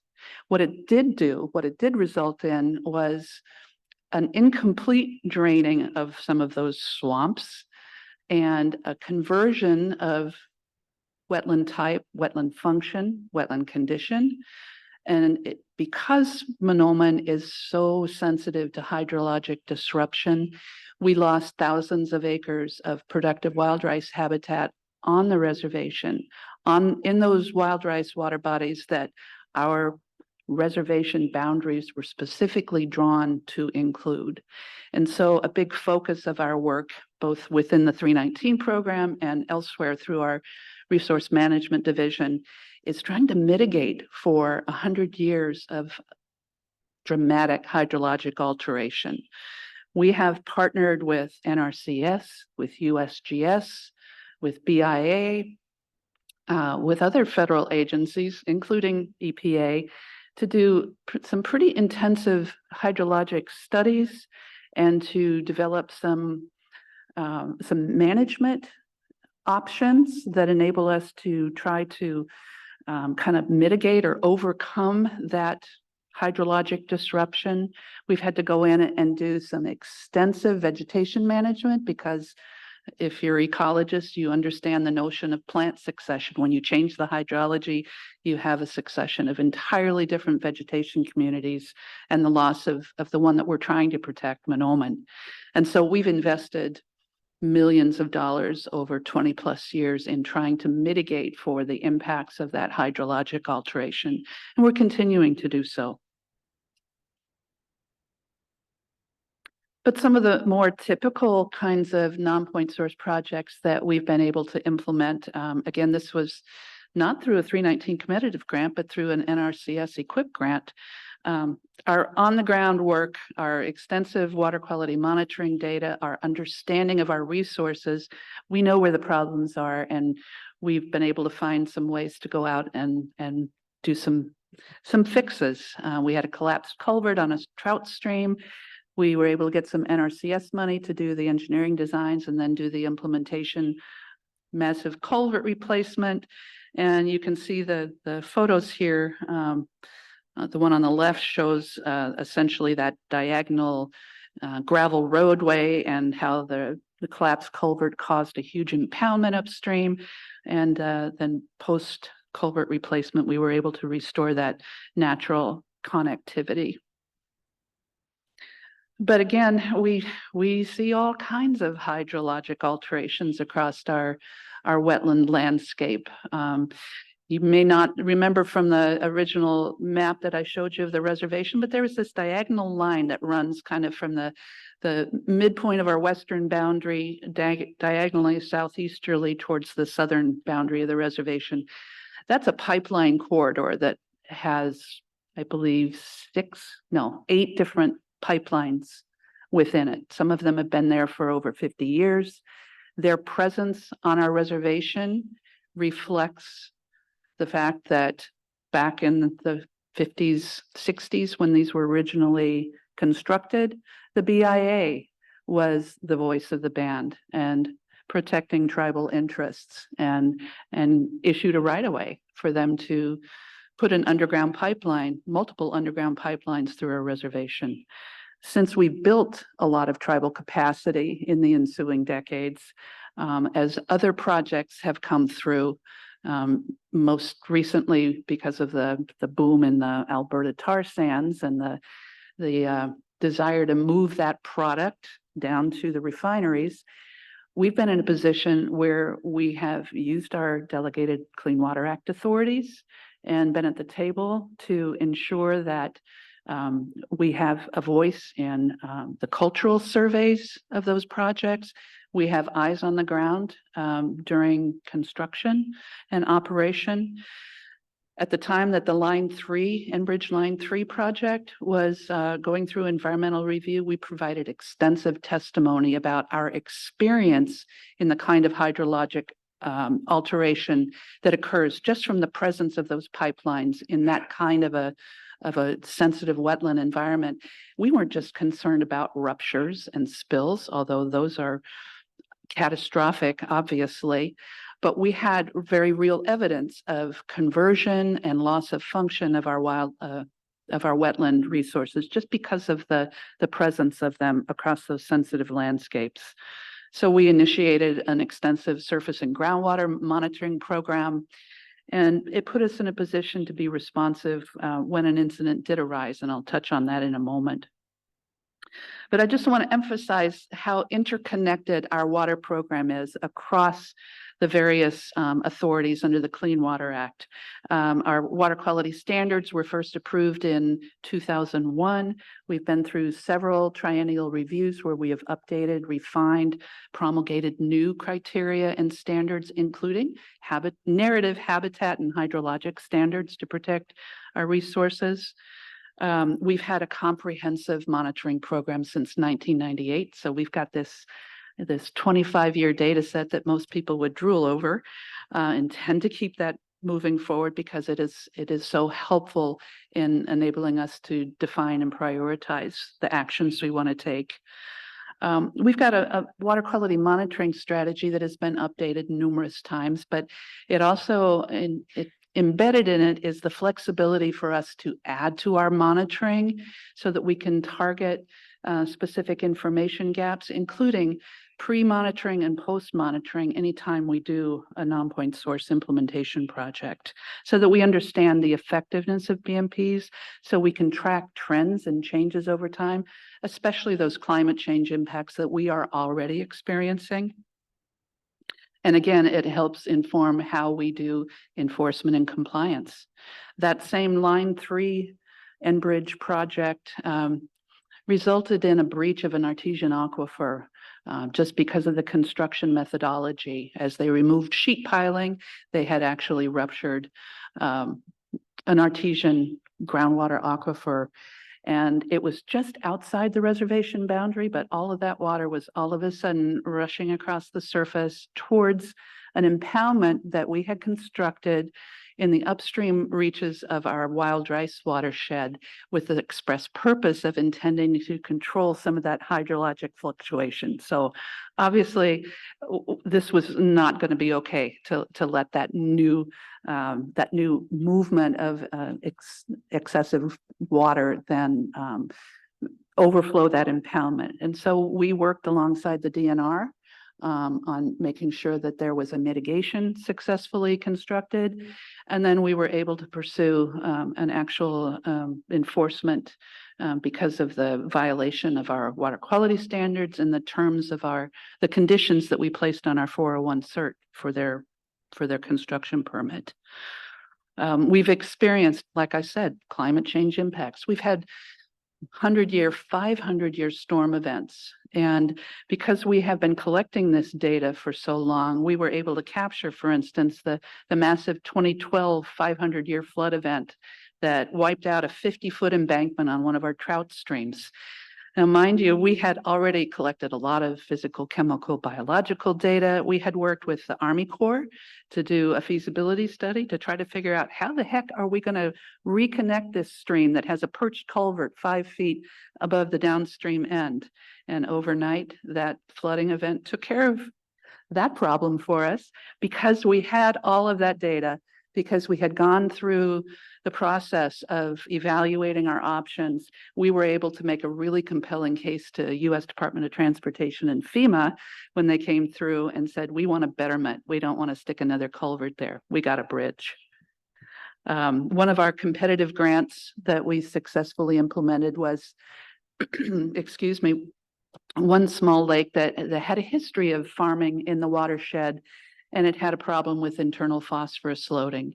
So again, very data intensive as we set up our program for justifying an alum treatment, working closely with the one remaining farmer in the watershed, getting his horses away from the shoreline, dealing with 20 years of manure that actually had composted and were a really good jumpstart for our new gittiganing or farming program. So then essentially dealing with the sources and then coming back in with a one-time treatment, and it was very successful. We were able to demonstrate over time, 10 years since we implemented that alum treatment, we have knocked down that hypolimnetic phosphorus, and we've knocked down that midsummer chlorophyll down to where it should be.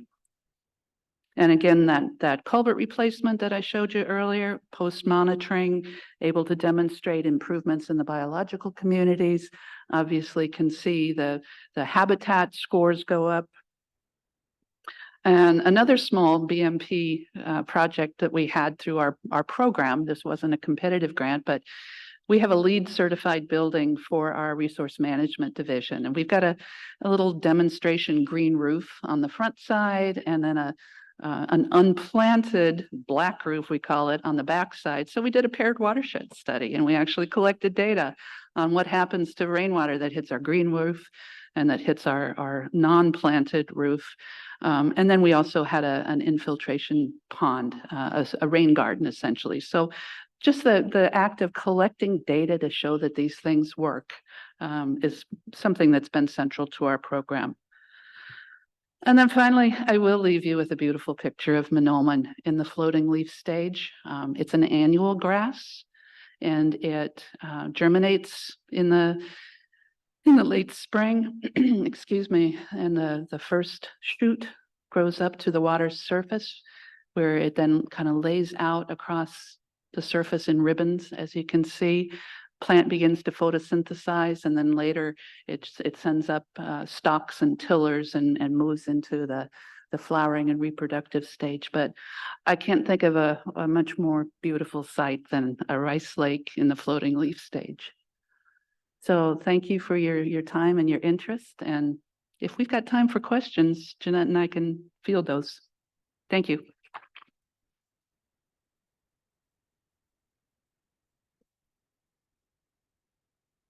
Yeah, I get the signal that we actually have 2 questions, maybe. Does anybody have any questions for us? Yeah, we got one right here. Okay. Thank you, Jeanette. Thank you, Nancy, for being here. Miranda Nichols with the Minnesota Pollution Control Agency, and I want to flag something for some people because in Minnesota, we call it Clean Water Partnership. And Nancy, I learned something today that you got the Clean Water Partnership in Minnesota is actually funded by state revolving funds. So that might like ring some bells. It is a little pocket of state revolving funds that we use for non-point source pollution, excuse me. And we don't do grants anymore, but we do loans. And so I guess my pivoting to my question is something that you said, Nancy, triggered a kind of an aha moment. And that's just that offhanded comment about how much to keep on going back to get that treatment as a state at various levels for the Clean Water Act.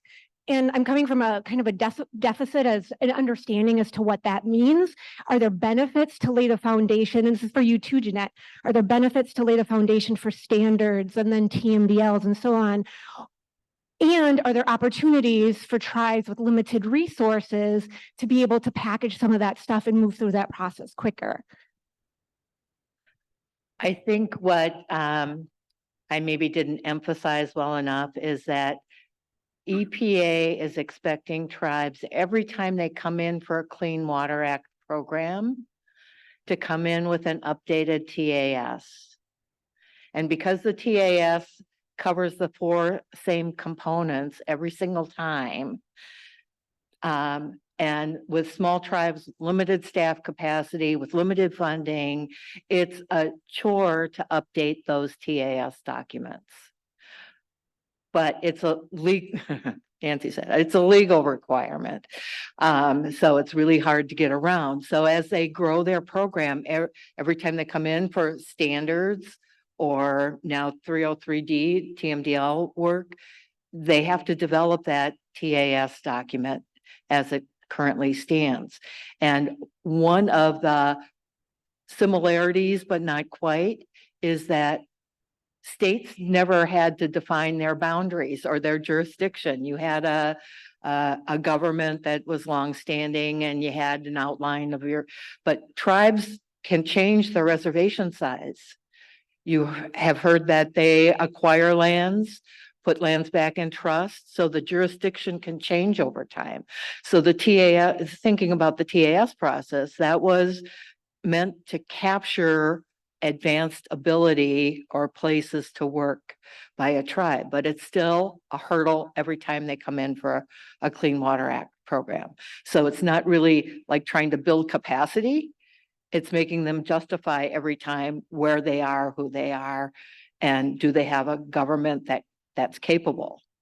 And we know government can change, like their organizational structure can change.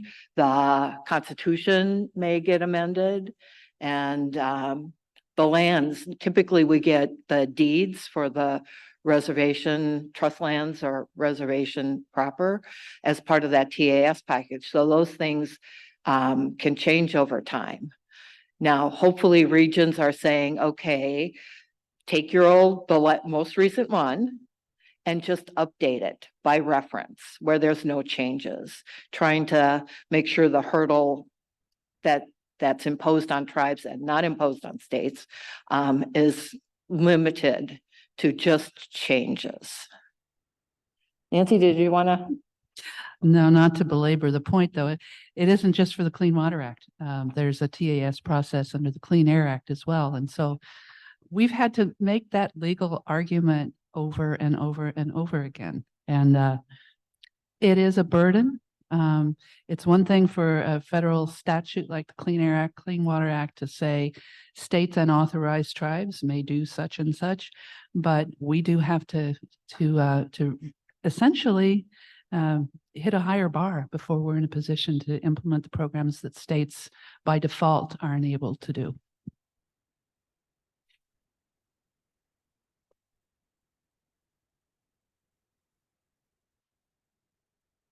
Hi, thank you. Yes, thank you very much. I was just curious, when we have been revising the state guidelines, a lot of it, we were looking at environmental cross-cutting regulations, and it caught my attention when you talked about national historic preservation. Can you speak a little bit to its usefulness in terms of some of the preservation or restoration work you're doing?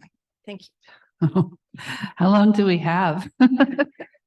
It's actually it's an important component of our work at Fond du Lac Resource Management.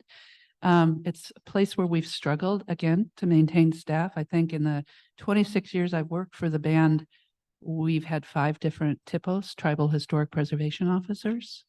However, anytime there is a federal action or a permitted activity that includes federal dollars, there is a requirement for that federal agency to reach out and consult with a potentially affected tribe or band. And when it comes to big things like pipelines or mines or destruction of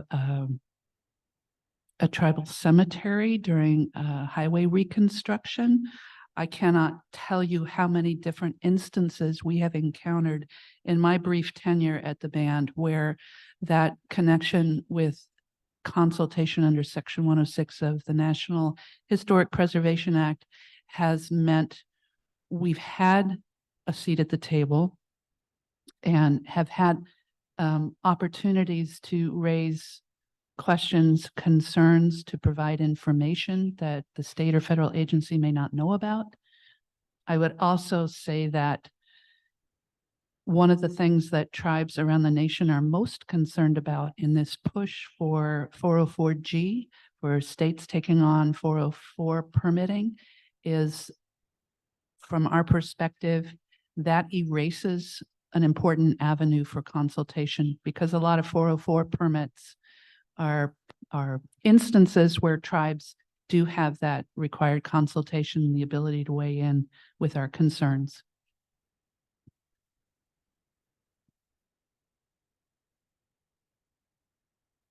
One more question.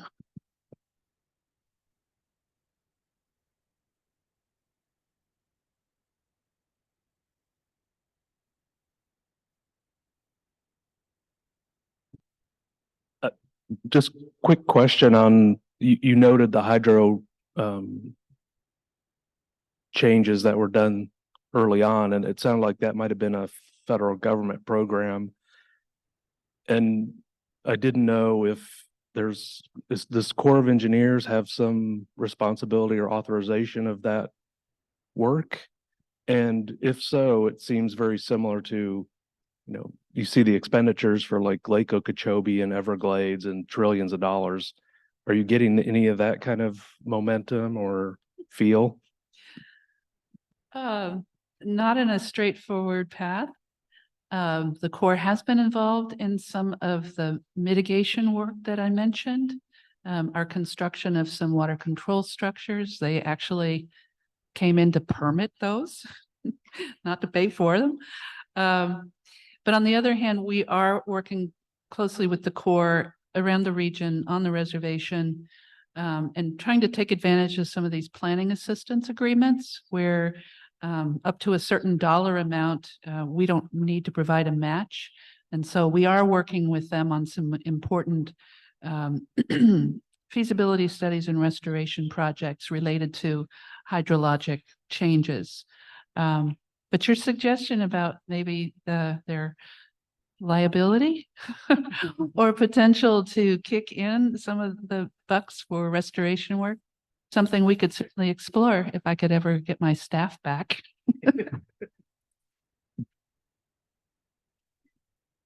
You want me to close that up? Okay, the timekeeper is saying we're at time. And a 10-minute break is in order. So thank you for your attention, and we'll see you back for more sessions. Oh, did you want to announce something? Oh, Grits office hours, as said here. Grits. However you pronounce it, we all love data. And if you have burning questions that you're trying to figure out how to extract the data or input the data, we've got our Grits help desk just right out this door to the right. Thank you.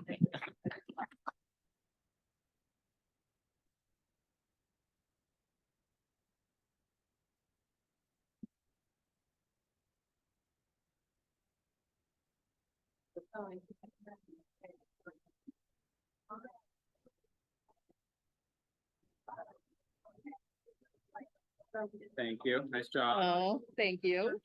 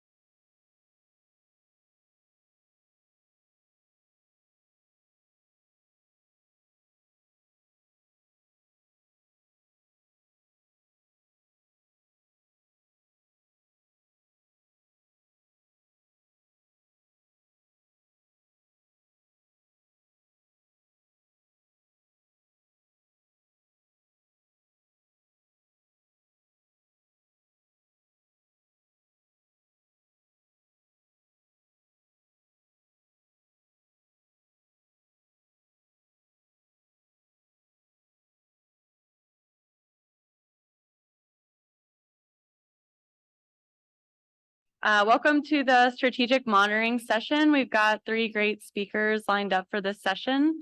I'm going to go ahead and introduce all of them, and then we'll kick off the session, and we're going to hold all the questions for each of the speakers until the end. So first up, we're going to have Elbert Traylor. He's worked in the Nebraska Nonpoint Source Program since 1991 and was instrumental in adapting Nebraska's program to many changes as the Section 319 program has evolved. And then we're going to have Michelle Soupir. She's a professor in the Department of Agriculture and Biosystems Engineering and an interim associate dean for the Graduate College at Iowa State University. And then last, we're going to have Jason Palmer. He has been a natural resource biologist with the Iowa Department of Natural Resources since 2007, working with Section 319 and TMDL related programs, serving as the lead project manager on numerous long-term water quality and biological projects. So please help me welcome all the speakers, and Elbert Traylor first.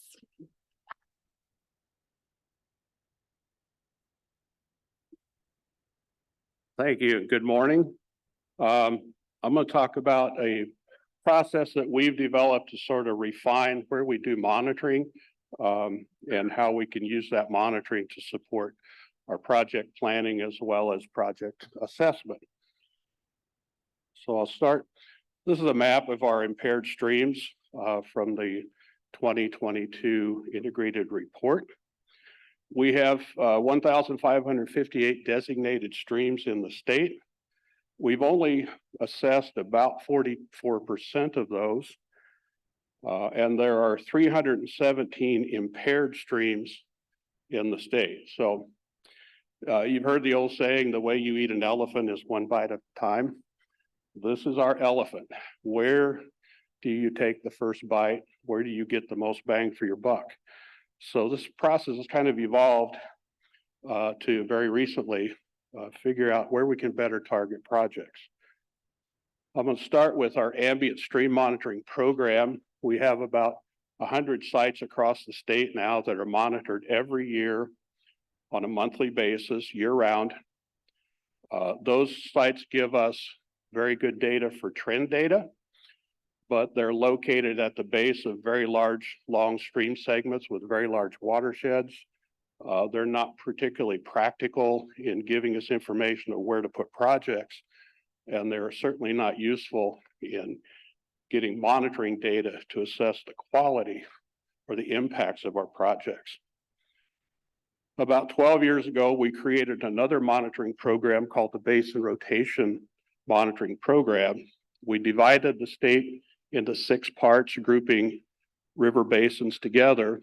And in any one year, we do more intensive monitoring in the basins that are chosen for that year.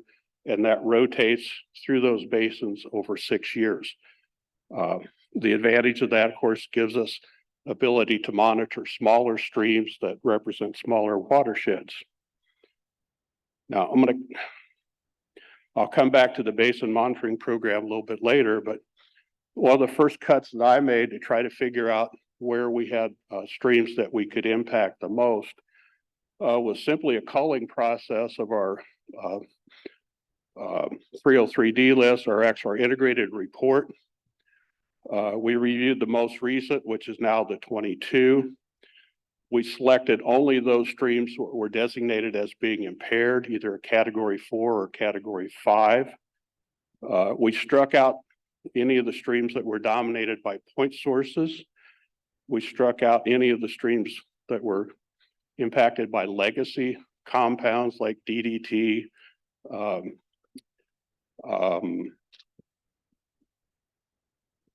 and also natural pollutants or pollutants that we could not manage, like mercury, selenium, those kinds of things.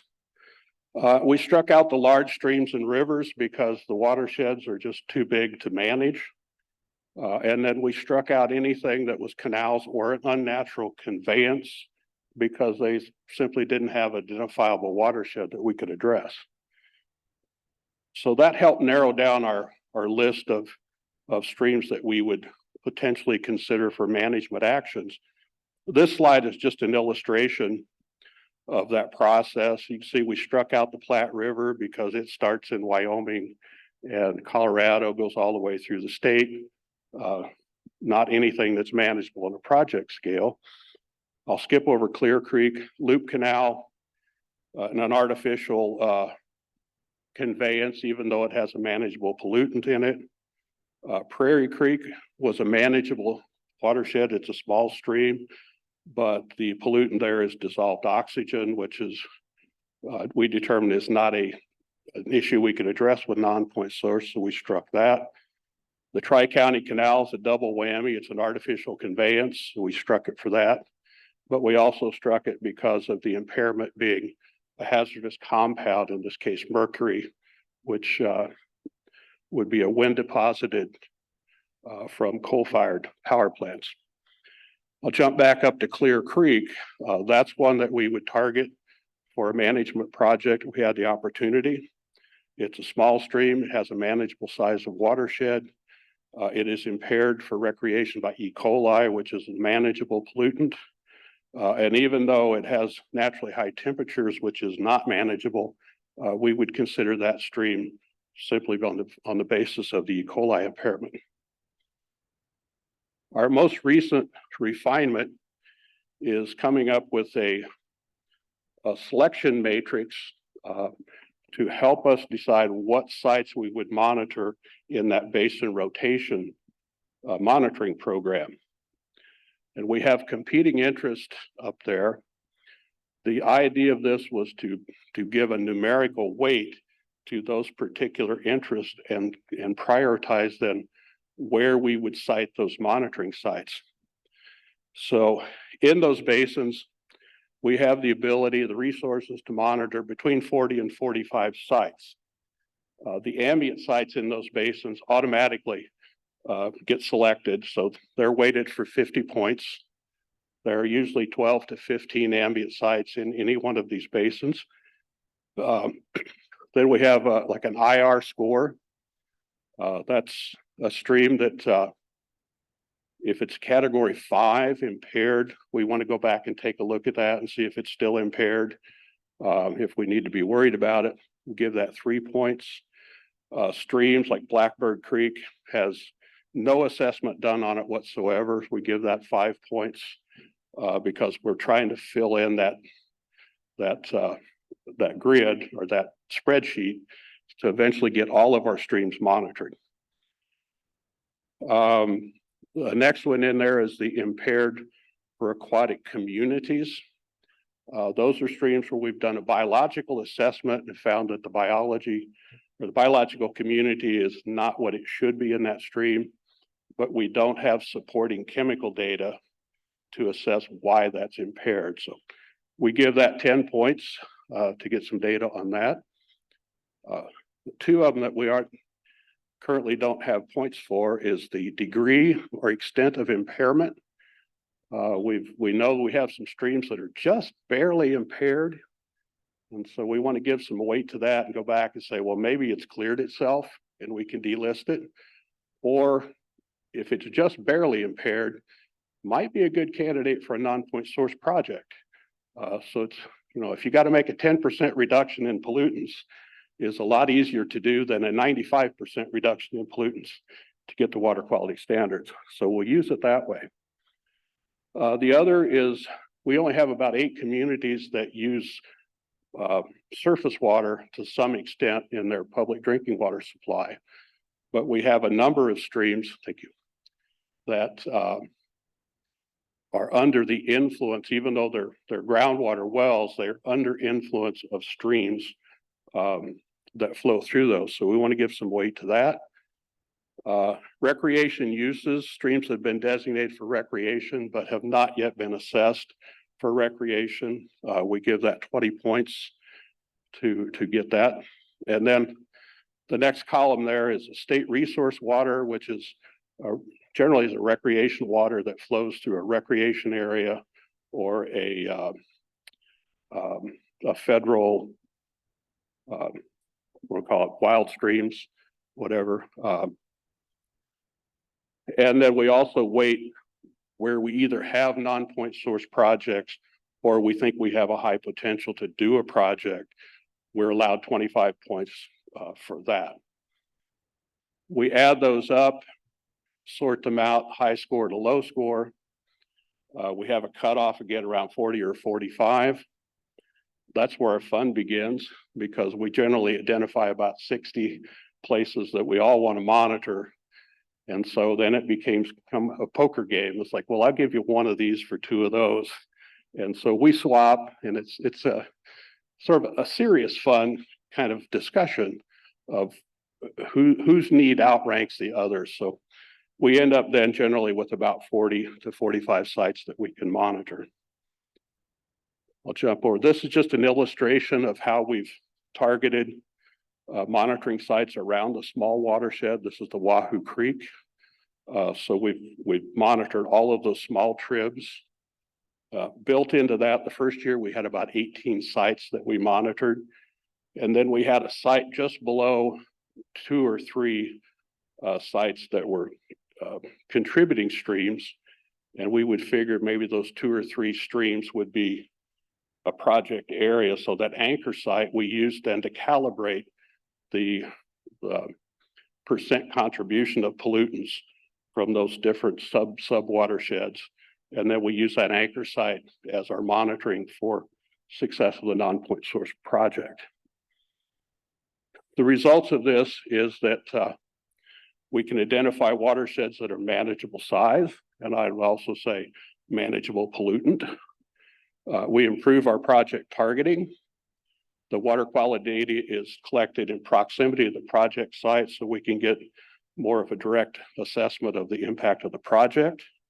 It helps us isolate upstream and downstream effects, so we can discount pollutants coming in from outside the watershed, again, relating back to the actual practices that we put in. In the end, we get better documentation of success. So I think that's the end of it. I still got 2 minutes. I can sing. Oh, do we want to wait for questions, right? Yeah. I'm sorry, Donna. We'll talk. But anyway, thank you very much.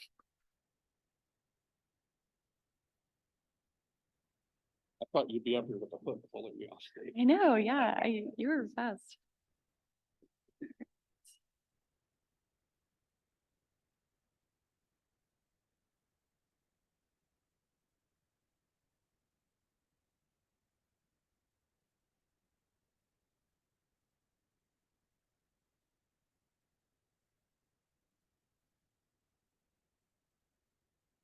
All right. Hello, everyone. I'm Michelle Soupir, professor at Iowa State University. And today I'm going to share with you a watershed that we've been monitoring for the past 9 years. We were actually contracted. This is part of the National Water Quality Initiative. It's one of the sites that was selected in Iowa. And so it's the flow through money from EPA to DNR. And I just wanted to start out by showing you kind of a timeline of the project. So the TMDL was completed in 2011, and right away, BMPs began being implemented throughout the watershed. Our first year of monitoring was in 2015. And so I'll refer to this as phase 1, and you'll see in a minute why we have different phases. But really what we wanted to do was to demonstrate the in-stream, the downstream success that could come from high intensity implementation of best management practices in an agricultural watershed. So we monitored phase 1 through 2019, and then there were some interesting land use changes that occurred in the watershed. A new wetland was constructed in our watershed that had a high level of BMP implementation. And so we tried to kind of go with the flow, adjust with it, and we named this phase 2. And so in addition to looking at the water quality impacts of a high and low BMP watershed, we were also able to look at the impacts of wetlands on those water bodies. And then our plan is to monitor for 1 more year. So 2024 should be the official end of the monitoring in this watershed. So just to give you an overview, Black Hawk Lake Watershed is located about 2 hours west of Ames, Iowa. It's right on the edge of the Des Moines Lobe, which is the hydric soil. So there is a fair amount of tile drainage throughout the watershed.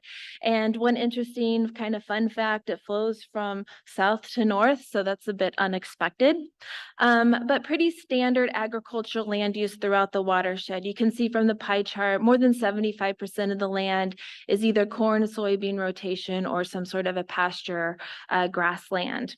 Now, the areas that we monitored are actually the two green highlighted areas. We call them a low and high BMP subwatersheds. The total watershed area is about 13,000 acres. So the watershed to lake ratio is 14:1, which is kind of the size that we try to target in a space where implemented changes in the landscape should have an impact on the lake water quality. So this shows kind of the changing landscape since our project first started to just last year. And 2014 is showing the BMPs that were installed when we first began monitoring. And I think the next slide will kind of show a blow up of those subwatersheds, so it'll be a little bit easier to see.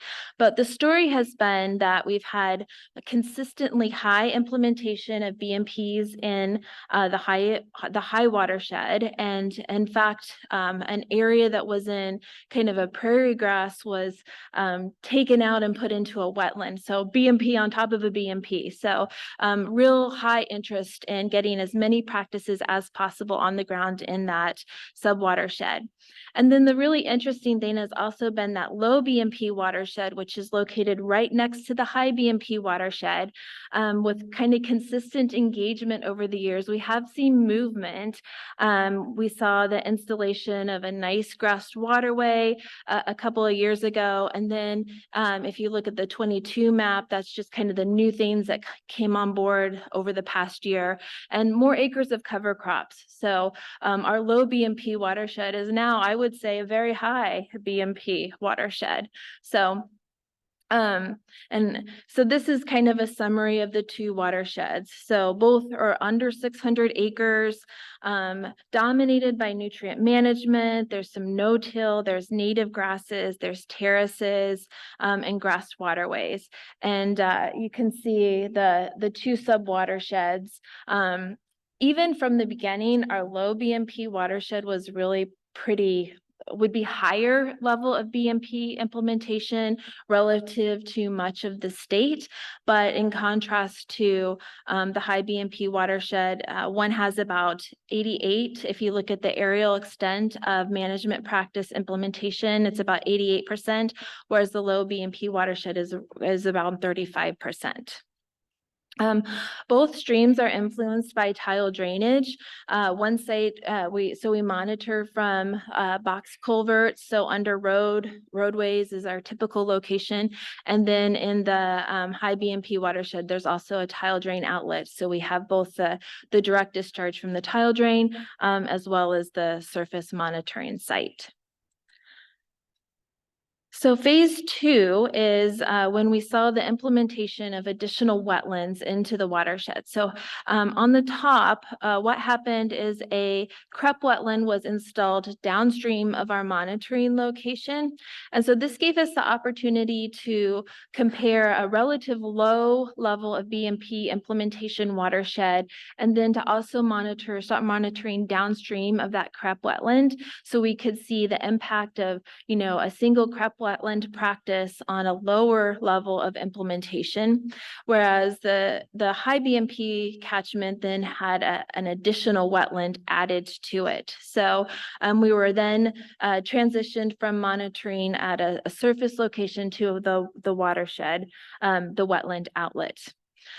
So it's been a very intense project. Both of the monitoring locations are instrumented with ISCOs. We can access the data remotely, flow measurements on a very frequent basis, and then flow weighted sample collection during both base flow conditions and storm flow conditions. We go to the watershed every 2 weeks, and then also following any storm events to try and get grab samples.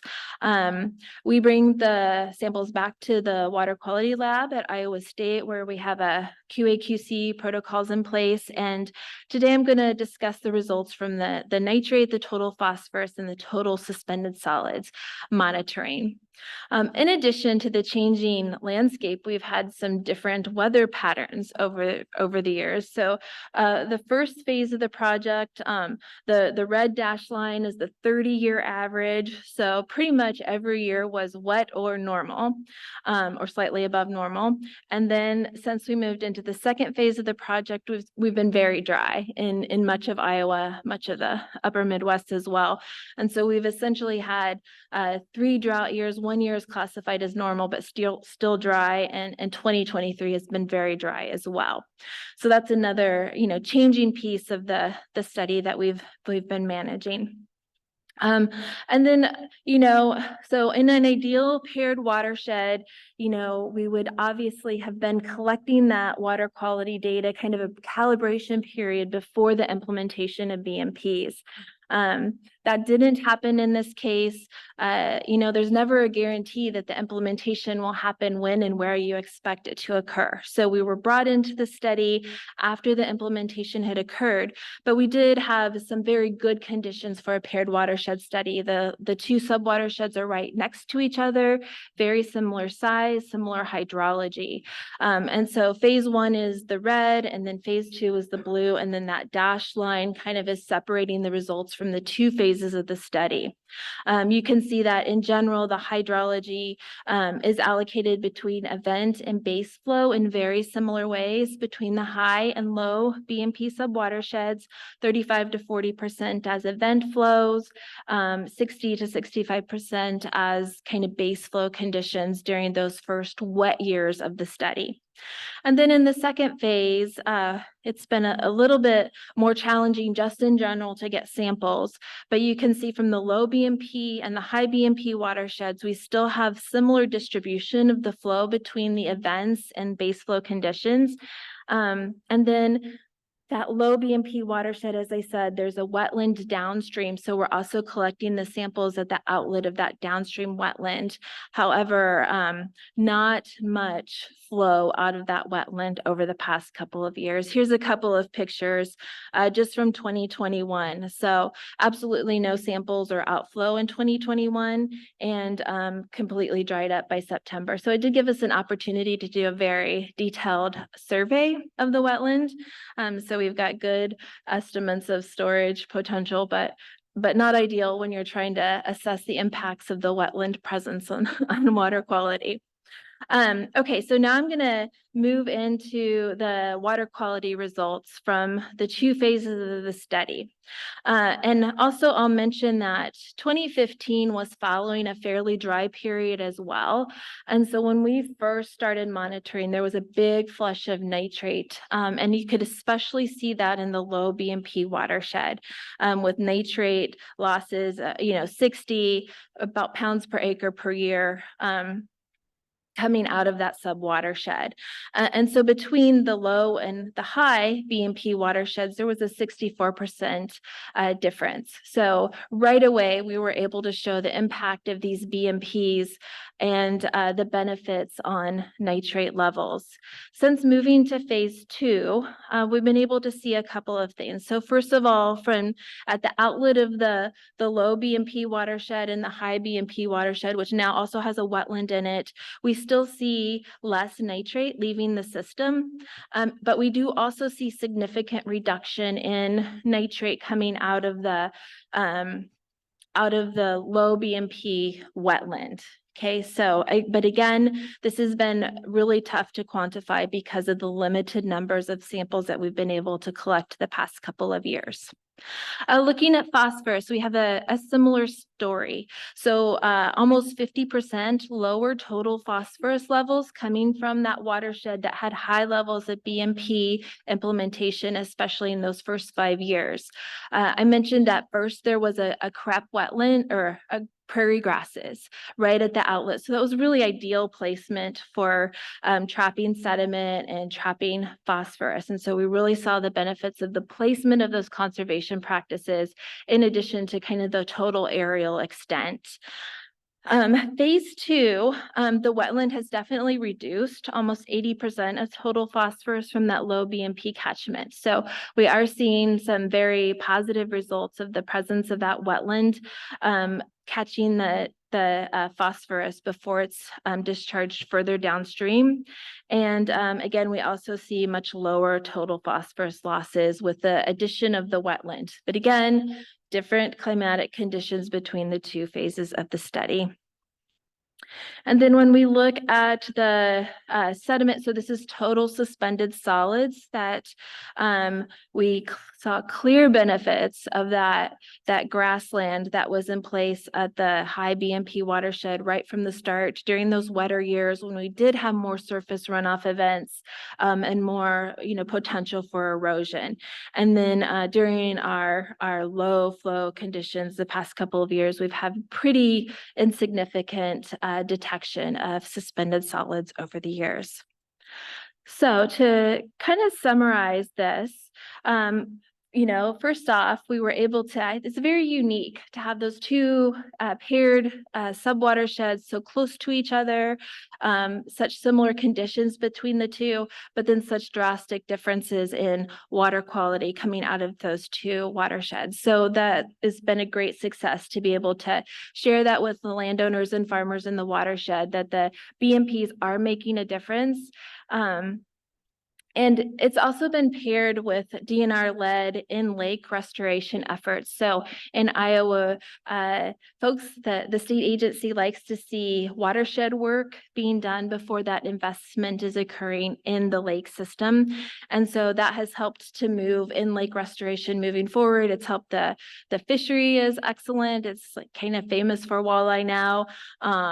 Local economy is stimulated. So there's been lots of benefits to the work that's been done in the watershed and in the lake. Paired watershed studies, are challenging. We've kind of learned to go with it. The changing landscape has been really interesting though, to see that the high BMP watershed got even more practices during this period. So very enthusiastic landowners in that space. But then, at first there was real resistance in that low BMP watershed, but we saw increases over this time period, and especially seeing those cover crops go in 2022 was really exciting.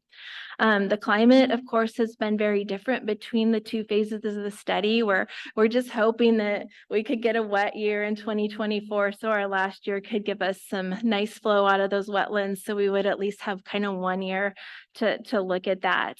And then the last thing I put was, consistent staff and data management. There was a session yesterday on our water quality coordinators, and we've had very consistent, engaged, excellent water quality coordinators working in this watershed, and that has had a true impact on the ability to get the conservation practices on the ground, bring additional grant funding to the project.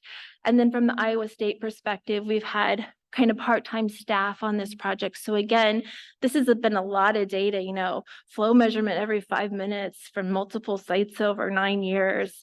So having that staff member able to manage our data and report it, that's Jiao Law, who's been very significant in making sure that this project has been successful. So funding EPA Region 7, Section 319. It's been a true partnership with Iowa DNR. We meet very frequently. And then Ethan Thies is actually here today. So it's again, very engaged watershed coordinator, and it's been very impactful in this watershed. TJ Lynn was in his position before this. But local landowners allow us access to the site. We can come to the meetings. Just the level of engagement throughout the watershed has been really significant. And then the students and the engineers and road crew that has helped us with maintaining the sites under the culverts. So thank you.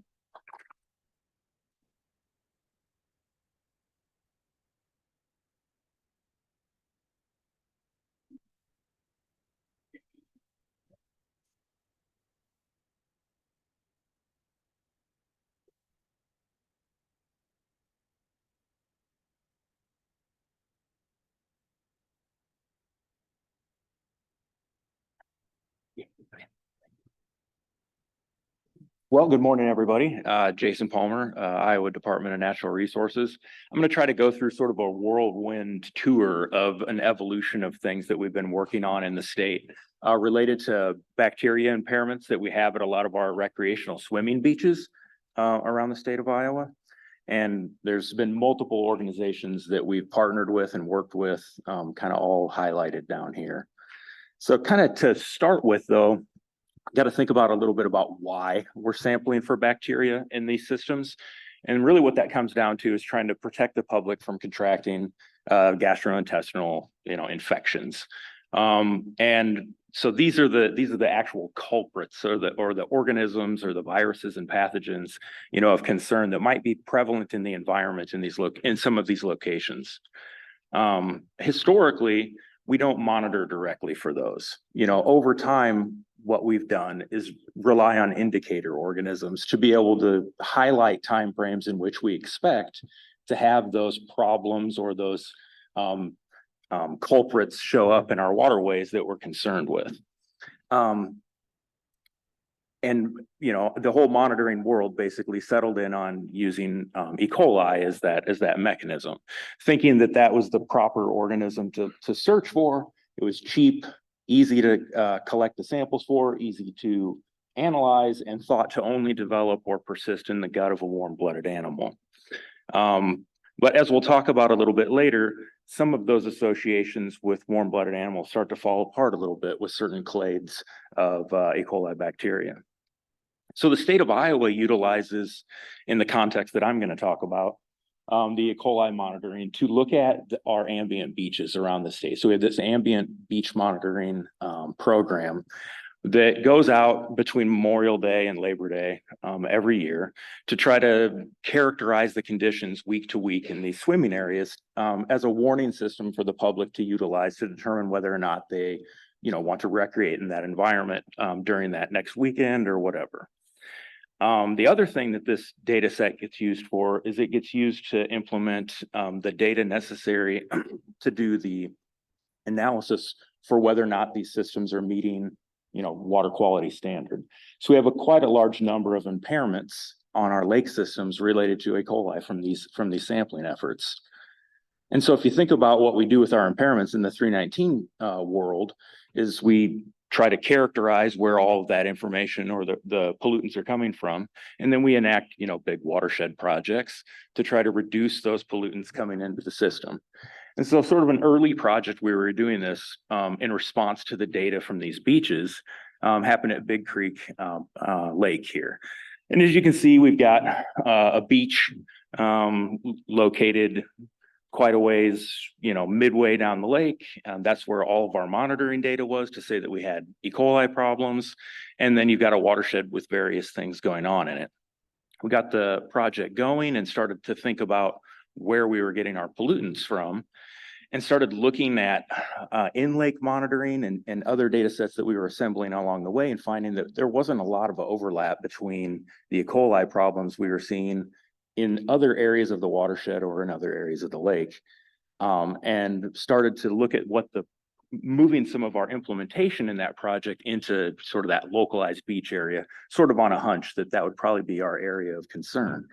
And in the process of doing that, started sampling some of the sand that was along the shoreline of the beach and finding relatively high numbers of bacteria persistently in these sands. And so this was just sort of one system that we went to, poking around at the edges of a 319 project that we had going. But thinking about the context of what we were seeing and weaving it into some other research that was going on, regionally, and thinking about how this problem might be something that takes place in other systems around the state, we decided to devise a monitoring scheme that we could implement. And we started tapping into some Section 106 dollars that were allocated to our state to try to get a broader context of what was happening around our state. And to do this, we implemented a monitoring strategy, kind of a simplified grid here, where we wanted to see whether or not we were seeing gradients in condition of E. coli concentrations, both in the terrestrial zones of the sand or in the water itself. Whether or not we saw associations or disassociations with the amounts of bacteria that we were finding in those two zones. And then whether or not we saw any associations or relationships between what was happening in our swimming zone area or further out into the open lake. We highlighted 3 different systems around the state to try to get a gradient of condition across our state. Iowa's kind of got some natural lakes and a lot of man-made lakes. So we tried to get a mix of those, with Clear Lake being the one natural lake that was in the study. We collected our samples in the terrestrial zone, taking cores from the sand itself in a grid, radiating from the shoreline out, further upslope. And then we did the same kind of thing in the beach zone, where we had 3 transects and we radiated out from the shoreline, moving further out into the open lake environment. And then we also selected places where we'd go collect from places where we expect to see wash off from the watershed or other things like that. And we also had an alternate transect. So we used the same sampling mechanism or intervals along that alternate transect that didn't have a beach. So quickly, we started seeing very consistent trends across all of our sites. We had our highest concentrations of bacteria really close to the shore, and we saw a disassociation in the open lake versus the beach area. So we didn't see much bacteria in the lake, but we saw quite a bit in the beach. Kind of zooming out a layer or a level, what we found was that when we went out for our events over time, we were seeing all of our different locations where we expected wash off or things like that to be delivering a pollutant to the water body, showing up at almost non-detectable levels of bacteria. Whereas the beach zone itself, kind of highlighted as having consistently high bacteria concentrations. Zooming in on like one event where we had our maximum bacteria that we saw in the beach zone, you can see on this day, we had, non-detect or barely detectable concentrations of bacteria around the lake, but a very, prominent hotspot at the beach itself, as well as at the alternate transect down here on the southern side of the map, where we, averaged barely above or barely below detection limit for our samples along that transect. So then zooming back in on, what we suspected at the beginning and how we set the project up to look at these concerns, we did see that there was a relationship between what was happening in that shoreline zone, the near shore area, both terrestrially and aquatically, that we saw in our highest concentrations of bacteria in a belt that was about within 15 feet or so of the shoreline itself. And that associated very well with an increased concentration of bacteria in the water. So as we saw the bacteria concentrations increase in the sand, we were seeing water at the same time, concentrations got pretty high in the water. These dots do a good job of depicting spatial trends, but they're not really good at the scale. If I were to put the sand at the correct scale, you would just see one big giant red dot on this graph. And that's because when we convert our data into concentrations, what we see is that the sand itself in these recreational environments has E. coli concentrations that exceed, thousands of times higher than what we see in the water itself. And on individual trips, we've observed concentrations 86,000 times higher in the sand than what we see in the water. So what this sets the stage for is this very high accumulation sort of stockpile of our pollutant of concern sitting, 15 feet away from our area that we're trying to protect. You don't have to imagine very hard to come up with a way that you can move something 15 feet. So we start to think about every time it rains, you're washing through this high concentration zone, wind and wave action, entraining material and bringing it in is another mechanism by which you can get this material into that swimming zone. And not to gross everybody out before lunch, but you also have, direct deposition of material there, which throws off our statistical analysis is looking at, mechanisms, whether we see a strong correlation to precipitation or a strong correlation to wind wave action. You can get an otherwise calm day, have some serious issues.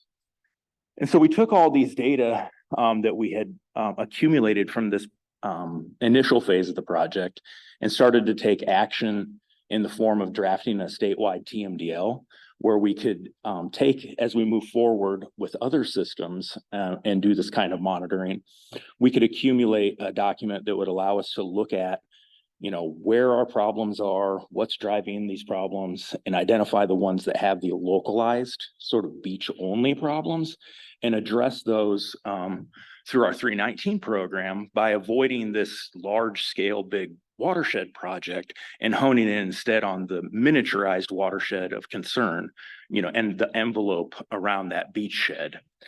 And so we are in the phase now where we are still accumulating data and getting more and more systems into this assessment, and then using our 319 program to work with our state beach managers and whatnot to do, you know, some adaptive management and to try to do things to reduce the accumulation of bacteria in that sand area, and also to do things like stormwater mitigation, BMPs, and things like that to try to reduce the likelihood that that material will be will be delivered to the swimming zone.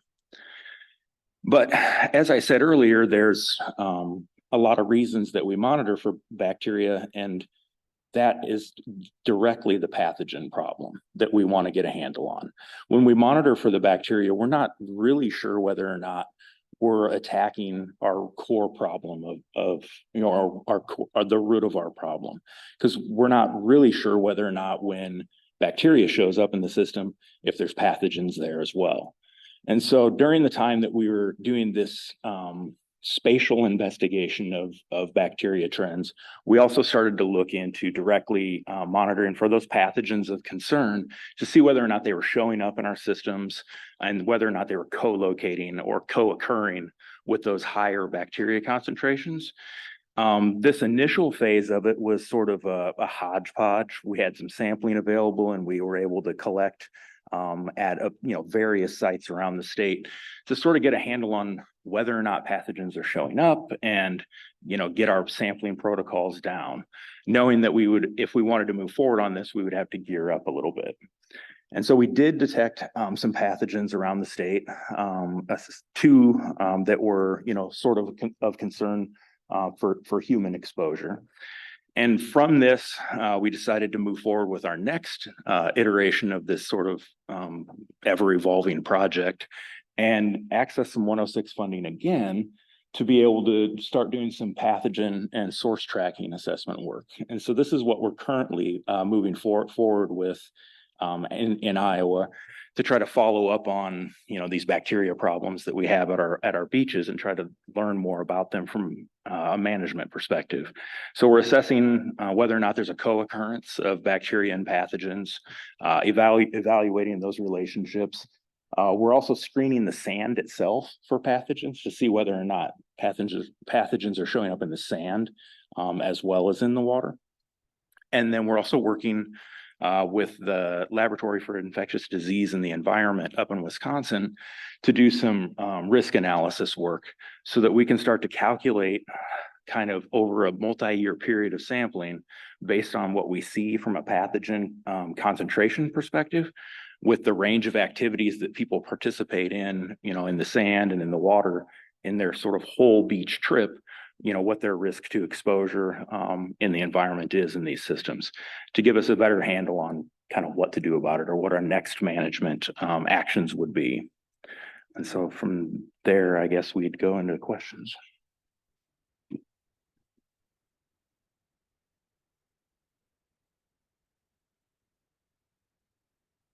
We have about 15 minutes for questions.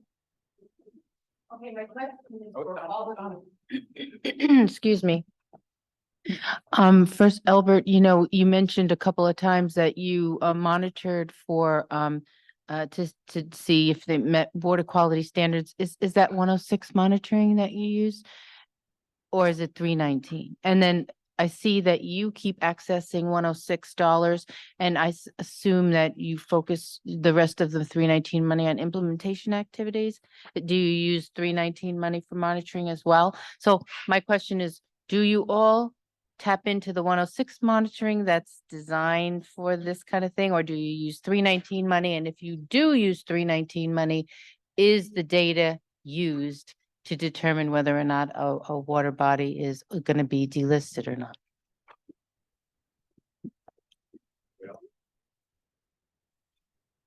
This thing's still. It's not, there we go.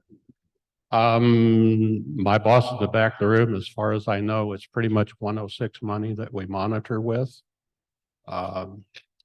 We generally don't use 319 for monitoring, just because it's a hassle to have to do the QAPP stuff, and all of the paperwork goes with that. So we're trying to do that through other sources. In the few times we have used 319 funds, we definitely use that data. It's done according to our own QAPP. So it is used in the assessment. You will see out in the lobby with the poster, we have one for our Shell Creek group. And it's a group of high school students who have been monitoring that creek since 2005. And in the last 4 years, we've actually given them the appropriate equipment and the appropriate training to have them qualified as collectors. And so we're going to start using their data as part of assessment as well.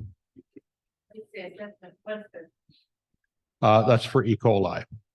Oh, but not to determine whether or not a water body meets water quality standard. Yes, yeah, we will use that in determining. 19, I'm monitoring data? No, I need. Well, yeah, we have provided them the incubators and all of the reagents and stuff they needed to monitor that, train them so that the samples are collected and stored correctly. We give them a little bit of money to, well, actually it's our monitoring people provide them the materials. I think we pay them like some mileage to take a bus out, so we don't pay for the monitoring per se, but we do have them qualified now as collectors that have data quality sufficient for us to consider in the assessment of that stream, whether it's impaired or unimpaired. I'm gonna let Jason answer. Sure. Yeah, so we obviously use the 106 allocations to do this type of monitoring, especially the intensive project-based stuff. Rely mostly on ambient water quality monitoring for assessment purposes. And then a small amount of $319 get allocated for monitoring, mostly in support of tracking BMP efficiencies and to inform management, less so than from the perspective of doing assessment.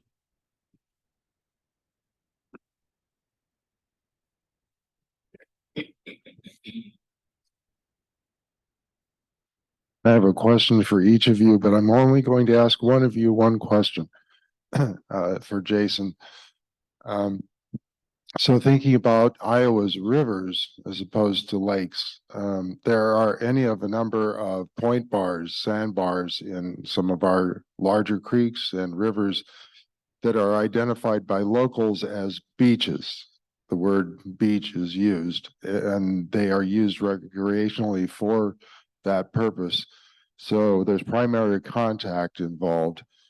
At least one of them that I can think of has had a history of E. coli exceedances that are quite high.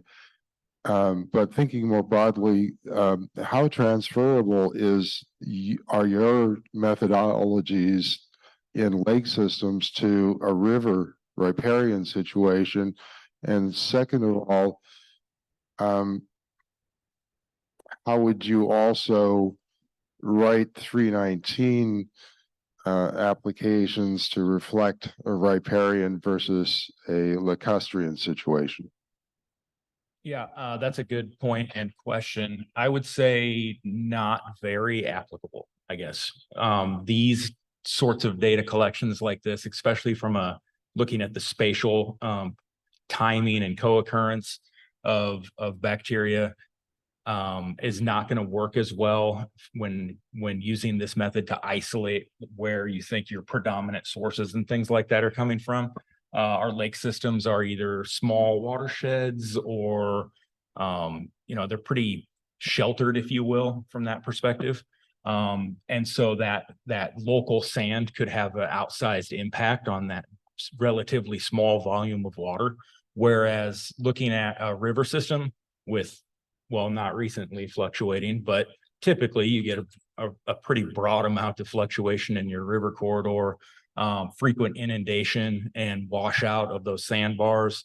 I would say that there's the potential for E. coli concentrating in those sands, but I would say it would probably be less likely than in a more stable place like this, where you don't have that disruption to that localized microclimate, if you will, in that sand that forms. So I would say looking at the broader delivery in the watershed itself and the multitude of sources that are coming down in that system is going to be more important in those cases.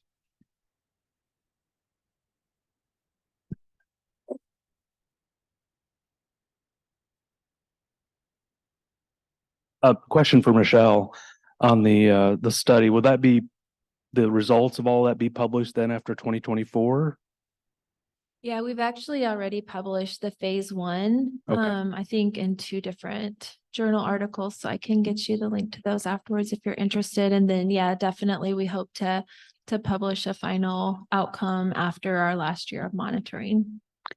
And then a follow-on question about the wetlands themselves for the phase 2, if I understood it correctly. So phosphorus reductions, was there any implementation of in the wetland construction of like a forebay for maintenance purposes and not resuspend phosphorus or sediment for phosphorus? Or Yeah, no, there weren't any particular phosphorus mitigation strategies implemented into that wetland. And I know that there's a discussion going on about the effectiveness of pea removal from wetlands.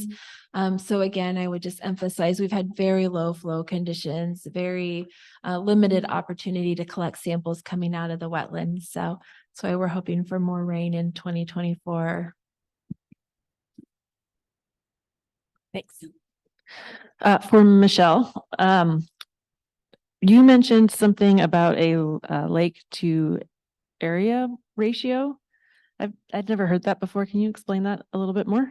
Yeah, so I guess I don't know if that's local to Iowa, but in general, if there's about 20 acres of watershed for 1 acre of lake, then that is thought to be kind of an ideal ratio or less. So less land area contributing to the lake, but an ideal situation for seeing the positive impact from best management practice implementation on lake water quality. So if you get a really, really large watershed and a relatively small lake, it's going to be more difficult to see the impacts of those management practices on the landscape and lake water quality, just because the system's going to be so overwhelmed by the amount of land inputting and drainage from that land coming into the lake system.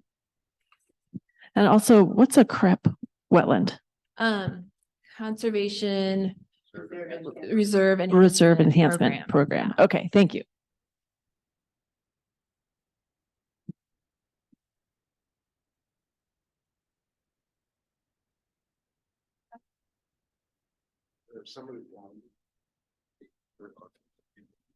I'll go ahead and ask a second question for Michelle, and that is regarding the wetlands.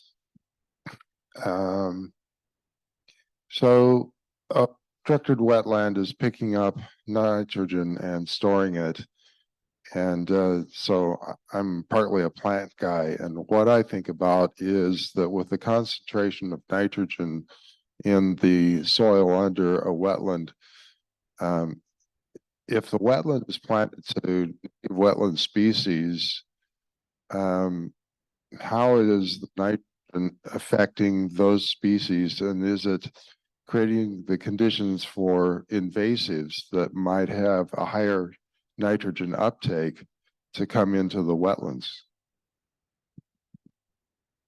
I don't know the answer to that. I do know that these are designed for also to enhance denitrification. So create those anaerobic environments where the microbes will then pull the oxygen from the nitrate. So using that as the oxygen source, which would then go through that denitrification process with nitrogen gas being the ideal byproduct. I honestly don't know the answer to your question about the species in the wetlands and whether or not they would be influenced by those high nitrate levels. It's a very interesting question. We have time for one or two more questions.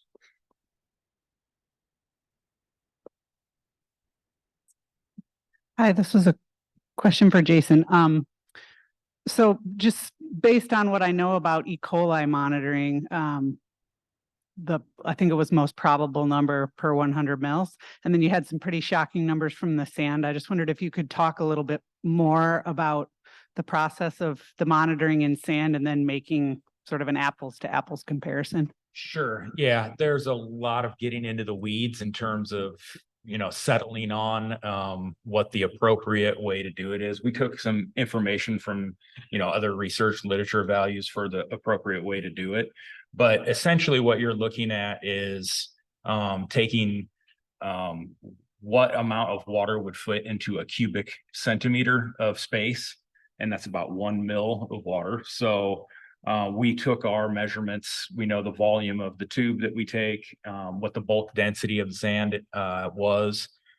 When the numbers are reported back there in dry weight gram to make things kind of standardized across samples. And then so we just do some pretty basic arithmetic to extrapolate those numbers upward from the concentration per gram up to what that would be for related to the sample that we have from the water, which is in 100 mils, right? So that's 100-fold, that. And so then that's kind of the basics of that. And yeah, we have very, very high concentrations of bacteria in those sand environments.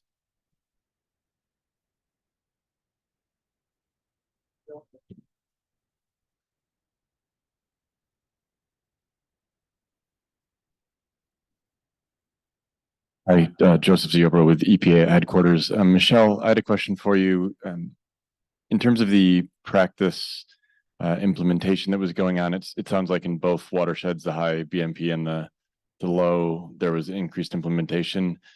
Did you see a connection between your ability with that to your ability to communicate the improvements that you're seeing over time, or was it sort of incidental or a suite of reasons why that might have been happening? So the question, if I understood, is as we're seeing increased implementation over time, have we been able to communicate that back to the? Well, I suppose I'm curious if in some ways the ability to communicate the improvements that you're seeing have contributed to increased practice implementation. Yeah, I think that's a great question for Ethan. We do share the results pretty frequently, at least annually at the watershed meetings with different stakeholders that come. We've done mailings in the watershed, which is kind of explaining some of the practices and things that are happening. There's maybe been some turnover in land ownership in some cases to some folks that might be a little bit more interested in implementing conservation practices. So, but we have, throughout the life of the project, engaged as much as possible to try and share the positive things that are happening.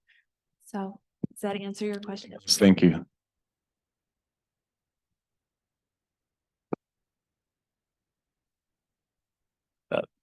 Not to let Elbert get off the hook with not too many questions.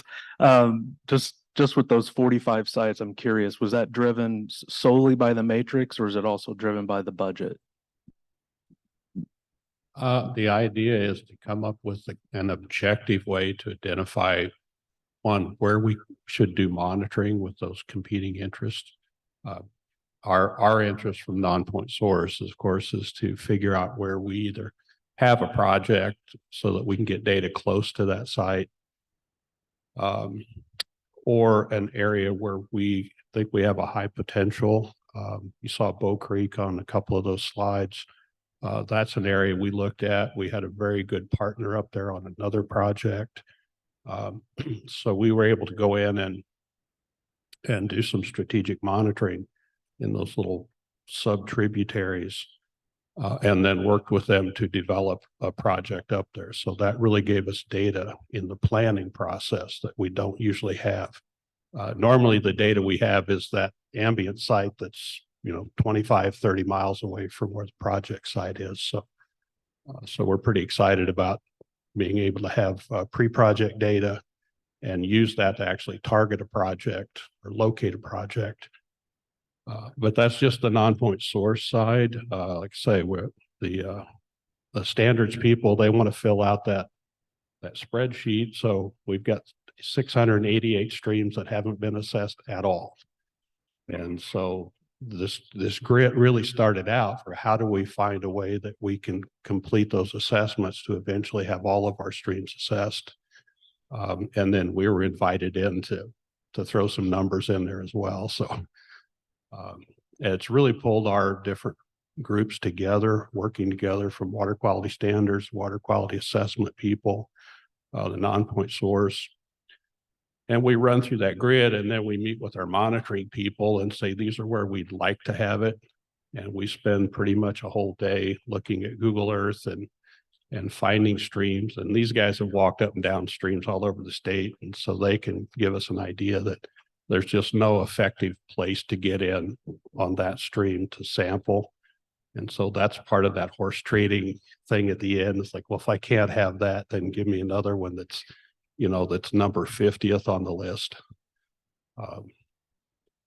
So yeah, it's partly pinpointing the Nonpoint source projects, but we have 3 other people in there competing for monitoring sites as well. So this kind of keeps us from slugging each other. So it's a way to be objective.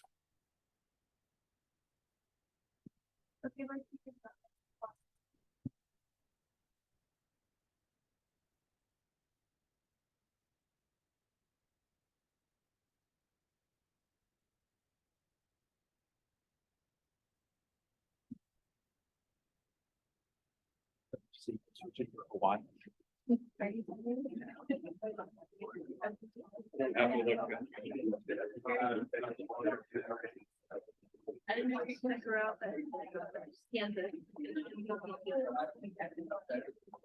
That would be that.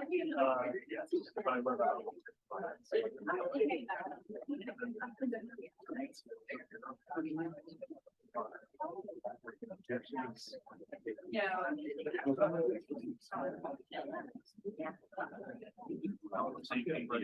Okay.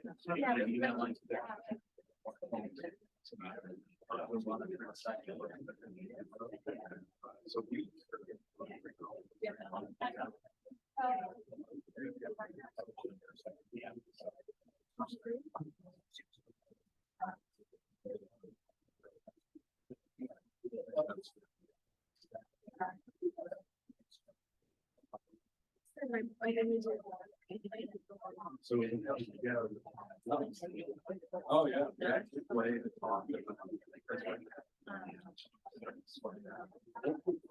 yeah. I mean, the peer review work for data, but I'm able to put a little more detail and things like that. Right. Why don't we go there?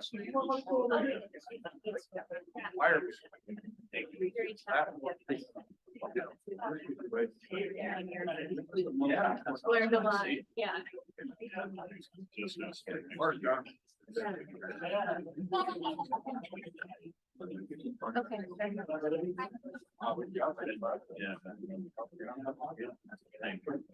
Already been some interpretation going on. We had some. Yeah. Okay. And Yeah, yeah. So I'll tell you the first story. There was in the Boone River watershed. They monitored 3 tier watershed. And so we have published just kind of a assessment, but you know, the novelty was like, and also, you know,